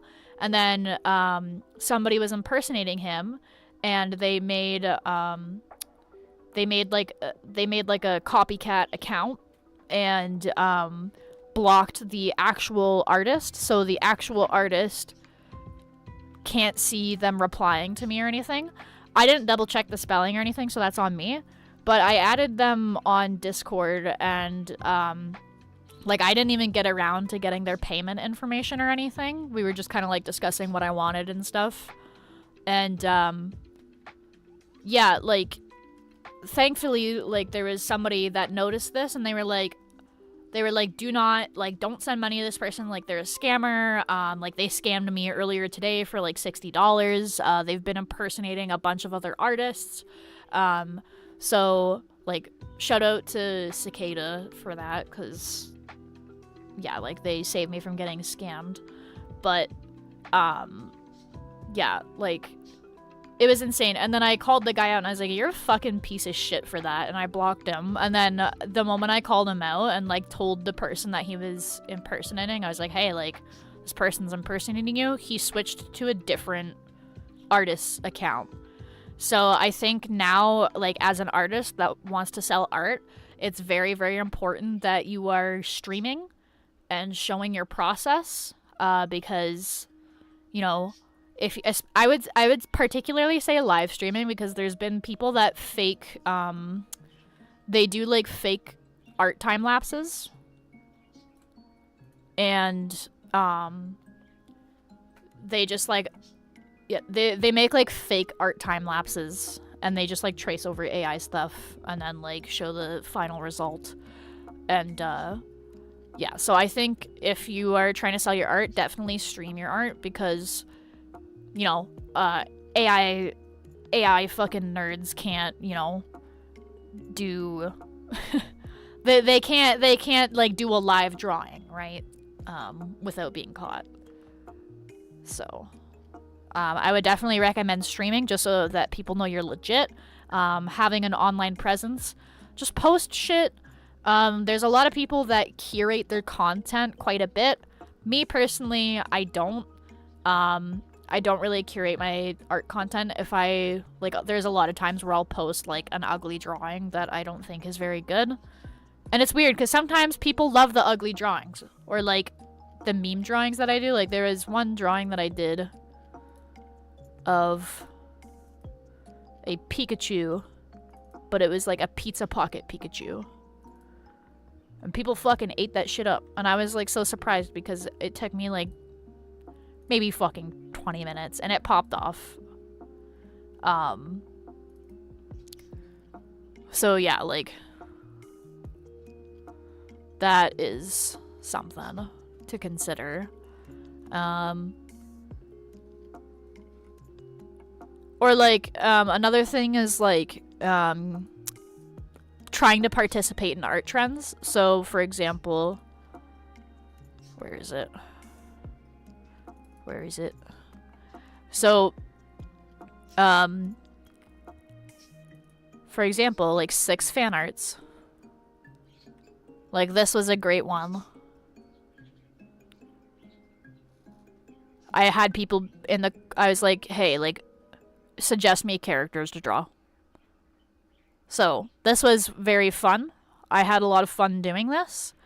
And you know what? Because it's fan art, it gained a lot more stuff. That's also another great thing. Fan art, I find, does a lot better than, like, original stuff at first. So, I think that if you want to, like, promote yourself, try to draw fan art of stuff that's, like, popular as well.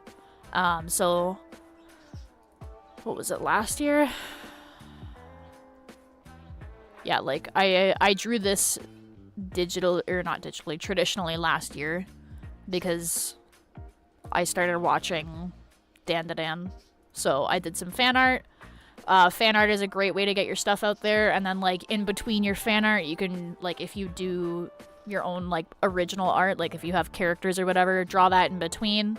The most important thing is, like, make sure that you're having fun with it, because at the end of the day, I feel like people can tell if you hate drawing something. There's another fan art that I did, little ghost face fan art. I'm trying to turn this one into a sticker, but I have to fuck with the colors some more because I didn't do the colors properly for printing. Another great way to get yourself out there is to... This is optional. Not everybody does this. I personally enjoy doing it because it's a great way to connect with my viewers, but I will do request streams every once in a while. So I'll be like, hey, send me your characters.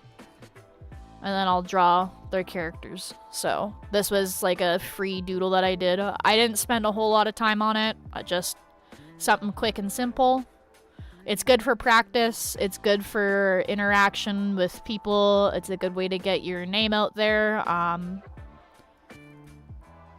And then, yeah, like, of course, just doing your own thing in between as well. So this is a fat Yoshi, a fat baby Yoshi that I drew, smoking a doobie. I started doing, actually, it's called Drawpile. It's an interactive drawing program, so multiple people can draw on the same canvas at the same time. So I've done that a few times, and it's pretty fun because you'll get other artists coming in and they'll hop on and draw with you, and it's pretty fun. So I like doing that. Here's one that I always like doing: drawing Pokemon from memory.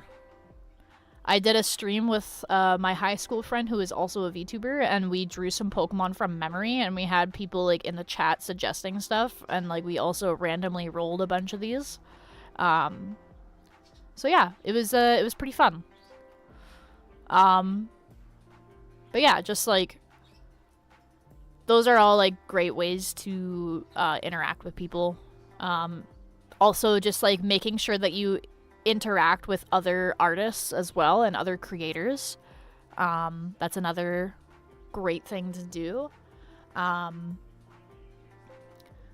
So, for example, this is like a little pixel art thing that I did for... Actually, so this was the person that I almost got scammed by was impersonating this guy. This is the guy that I found on Blue Sky who was doing music. And so I did art for him because I wanted to make a bunch of commission examples. So I asked him if I could draw his character, and he was like, yeah, draw my fucking character. So I did. But yeah, like, there's a lot of different ways that you can interact with people and whatnot, and yeah, it's just networking is just as important as making art. So that's just something to keep in mind. I recently have been watching this one lady on TikTok, and she does art for like full time. Let me see if I can find her username, because she has a lot of great advice, actually. Let's see. But she was basically, there was one video where she was basically talking about, she was talking about how like 80% of your time should be making like short form content and like marketing your stuff, and then like 20% of your time is drawing, and then like 5% is like actually like business shit, like shipping stuff out and like finishing shit. Let's see. Her username on TikTok is Woman of Illustration. And she has a bunch of really great tips for like if you want to make money off your art. Nice. I guess I'm also debating how social I want to be as an artist. So far, I only have a YouTube account. I mean, that's a start. I would definitely suggest making some accounts where you can post finished art, because like YouTube is fine and dandy and all, but I wouldn't, like, YouTube is not art centric. I would recommend making accounts where people can view your art when it's finished, and they can like post comments or whatever, or like share it. I personally am a fan of Blue Sky. I've had a lot of luck with Blue Sky. Kara, I don't know how to pronounce it, is also great. That one is specifically strictly anti-AI as well, so you won't have to worry about like sifting through artists' shit and like wondering, is this made of AI? Because they don't allow AI on their platform. Both of those are really, really good for interaction. I'm also a fan of Newgrounds. I really like Newgrounds a lot. It's also like completely made for art. Fur Affinity is great. And like, you don't have to post like furry art to make a Fur Affinity account either. Like, most of my art is human or like humanoid, and you know, I get people like commenting on my shit or like favoriting it or whatever. So Fur Affinity is a good one too. Also completely art centric. What else? Pixiv is another great one. Also completely art centric. I would say that I don't get as many comments on Pixiv because it's like technically more like of a Japanese site. But like, I still get interaction in the form of like people liking my work and whatnot, and following me. But yeah, like the top three for me personally, Blue Sky, Kara, and Newgrounds. Fur Affinity is like a close tie for third, though, I won't lie. But yeah, like those ones are all good. And then I stream my art. I'm really bad for making short form content. At one point, I used to try and do like, you know, like one video per day. That's not realistic for me because I burn out quite quickly. But short form content is a great way to get your stuff out there. If you make TikTok like videos or YouTube shorts, like you can do like a short like 1 minute time lapse or like less than 1 minute. People love that shit. They eat it up. Yeah. I think I tried Instagram one time, but the bots and scams with it are too much. Ended up getting rid of it. Yeah, Instagram sucks for artists because Instagram's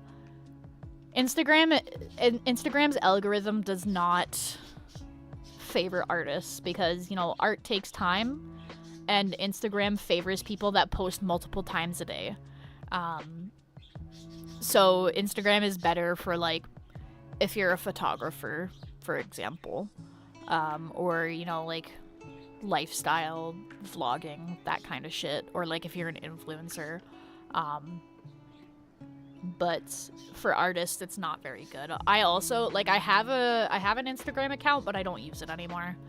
I used to use DeviantArt. I stopped using it, though, because they started integrating AI stuff into their things, and, like, even before that, they changed the site user interface, and I fucking hated it and thought it was ugly. So I stopped using it. And they got rid of a bunch of other... What's it called? They got rid of a bunch of other features, which was dumb. So I don't use DeviantArt anymore. I don't know if it's any good for doing any of that, but...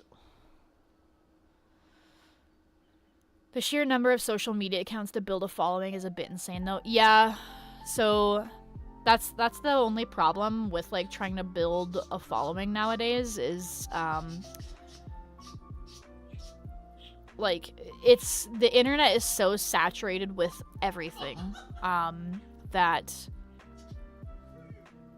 like, anything that you can think of has probably been done already. So it's really hard to make a name nowadays. Unless if you're, like, really on that rise and grind, honestly. Like, it's a lot of work if you truly want to build an audience and build it quickly. It's partly, like, a lot of hard work, but it's also, like, a lot of luck as well. Because you can put a lot of effort and time into making something very quality and, making sure that everything's just right, but... Unless if the algorithm, like, because most algorithms, the way that they work is, like, if you aren't getting interaction within, like, the first, like, I don't know, like, hour or so maybe, then it's not gonna take off, unfortunately. So it's all dependent on, like, the first few people that see your post, and if the first few people that see your post just scroll past it and they don't give a fuck, then like, the algorithm's just basically like, oh, well, nobody wants to see this, and then they'll push shit that other people already are liking and stuff. So it definitely helps to have, like, a few friends that can, like, are always there to like your shit, basically. And that's why networking is so important. And that's why, like, I personally prefer following smaller artists, because if I comment on their stuff, A, it's gonna help them out, B, there's a chance that, like, oh, like, you like my art too, that's cool, and then we become friends, and you can like each other's art and boost each other's art via the algorithm. So it's a lot more work nowadays, for sure. I wouldn't say it's impossible, but I would say it's definitely a lot harder. I guess you have to choose to make art or a brand. Yes and no. I would say it mainly depends on what content you're posting. I would say like, if you're doing, like, specifically fan art and, like, not safe for work, you're probably more likely to get more of a following more quickly. If you're doing, original characters, it's a lot harder that way. If you're going, like, the original character route, you gotta be very lucky and very talented, or, like, very charismatic even, or you just have to pump out a shit ton of art. I've seen some people, I'm not gonna say bad art styles, because they're, like, they obviously have an understanding of art, but I've seen people with very, very simplistic art styles get very, very popular because they're posting, like, 2, 3, 4 times a day. So it just depends on what you're doing with that. But me personally, I value enjoying art more than trying to, like, push my art so hard, because the last time that I was, like, very heavily, like, just trying to, like, focus on selling my art, I got burnt out so quickly, and I started hating art because I became a perfectionist. And I felt that certain, like, I was like, my art is not good enough right now to be being bought, essentially. And, like, I would be, like, so perfectionist that I would spend so much time on art, like, on one piece, and I would just sit there, like, redrawing it and redrawing it and redrawing it, and I was just never happy with it. And then because it was, like, something that somebody paid for, there was never, like, a time where I was just like, all right, this is fine, like, this is good enough, because I was so worried at what the person would think. Like, I thought that they were gonna be like, this is fucking shit, like, you scammed me kind of thing, and, like, yeah, it was just a whole fuck around. And, like, because of all of that and, like, some shit that went on in my life, I went through art block for, like, a solid, like, 2-3 years. So, yeah. I just think, like, personally, like, I value enjoying my art more, because at the end of the day, it doesn't matter how much money I'm making off of my art. If I hate what I am doing, I am going to burn out so quickly, and I'm not going to be able to do it anymore.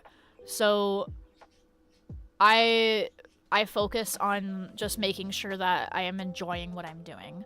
If somebody happens to pay me money along the way, that's fucking great. That is just the cherry on top, right? But, you know, I don't want to make it my end-all be-all by any means. Doing art at, like, full-time is definitely not for the weak. I would recommend, like, if you're gonna do art for money, even if it's just, like, a side hustle, I highly, highly, highly recommend that you limit yourself to, like, 2 or 3 at a time, and make sure you give yourself ample time in between doing those commissions, so that way you can do art that you actually enjoy doing. And then eventually, you know, like, if you start picking up, you start picking up the pace, and you start getting a bunch of people that really, really enjoy your art, then you can start charging more for your art, A. B, you can only accept commissions that you really want to do and that you would enjoy doing anyways. Like, a lot of the artists that I follow that have a big following, they have a very, like, niche set of art. So there's one artist that I follow, and their whole, like, brand of art, if you want to call it that, is they draw muscle, like, masked dudes getting jerked off, to put it lightly. they draw, like, muscly, like, masked characters, or, like, monster characters, okay? And their art's fucking awesome. I love their art. And in their commission sheet, they're like, I will only draw characters that have masks on that are men, and I will only draw these types of characters. Well, it didn't say specifically I will only draw these types of characters, but it said I am more likely to accept a commission if it is of a character that is like this. So yeah, it's definitely a thing to consider.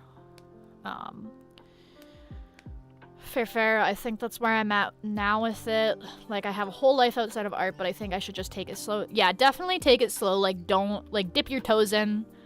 If you get a couple of commissions and you're like, wow, like, I actually fucking love doing this, by all means, do it.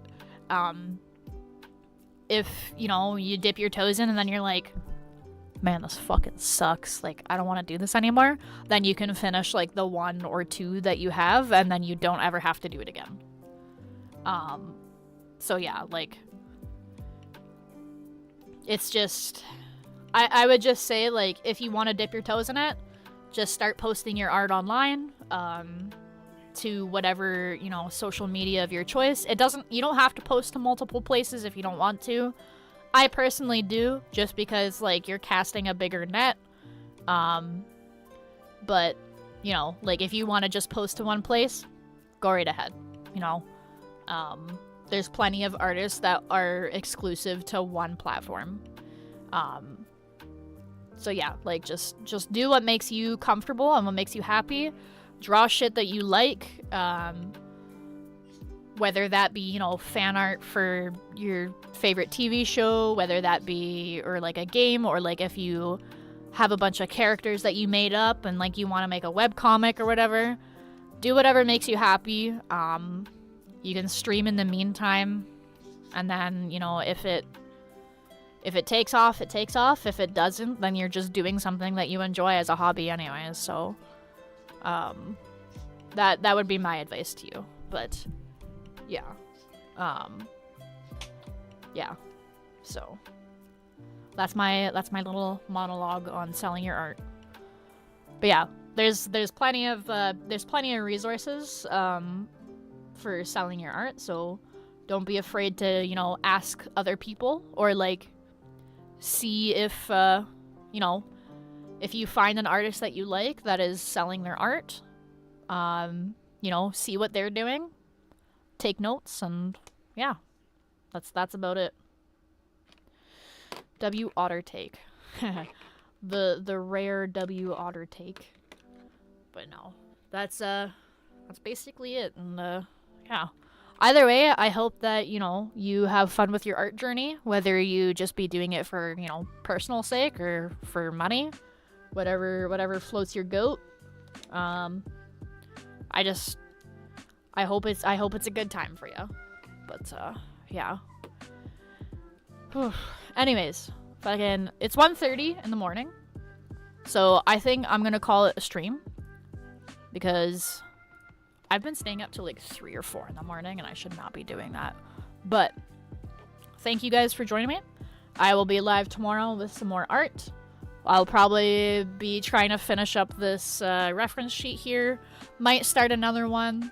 We'll see how long it takes me to finish this one. In the meantime, stay safe, peace, and you guys have a great rest of your night. I will see y'all tomorrow. Bye-bye.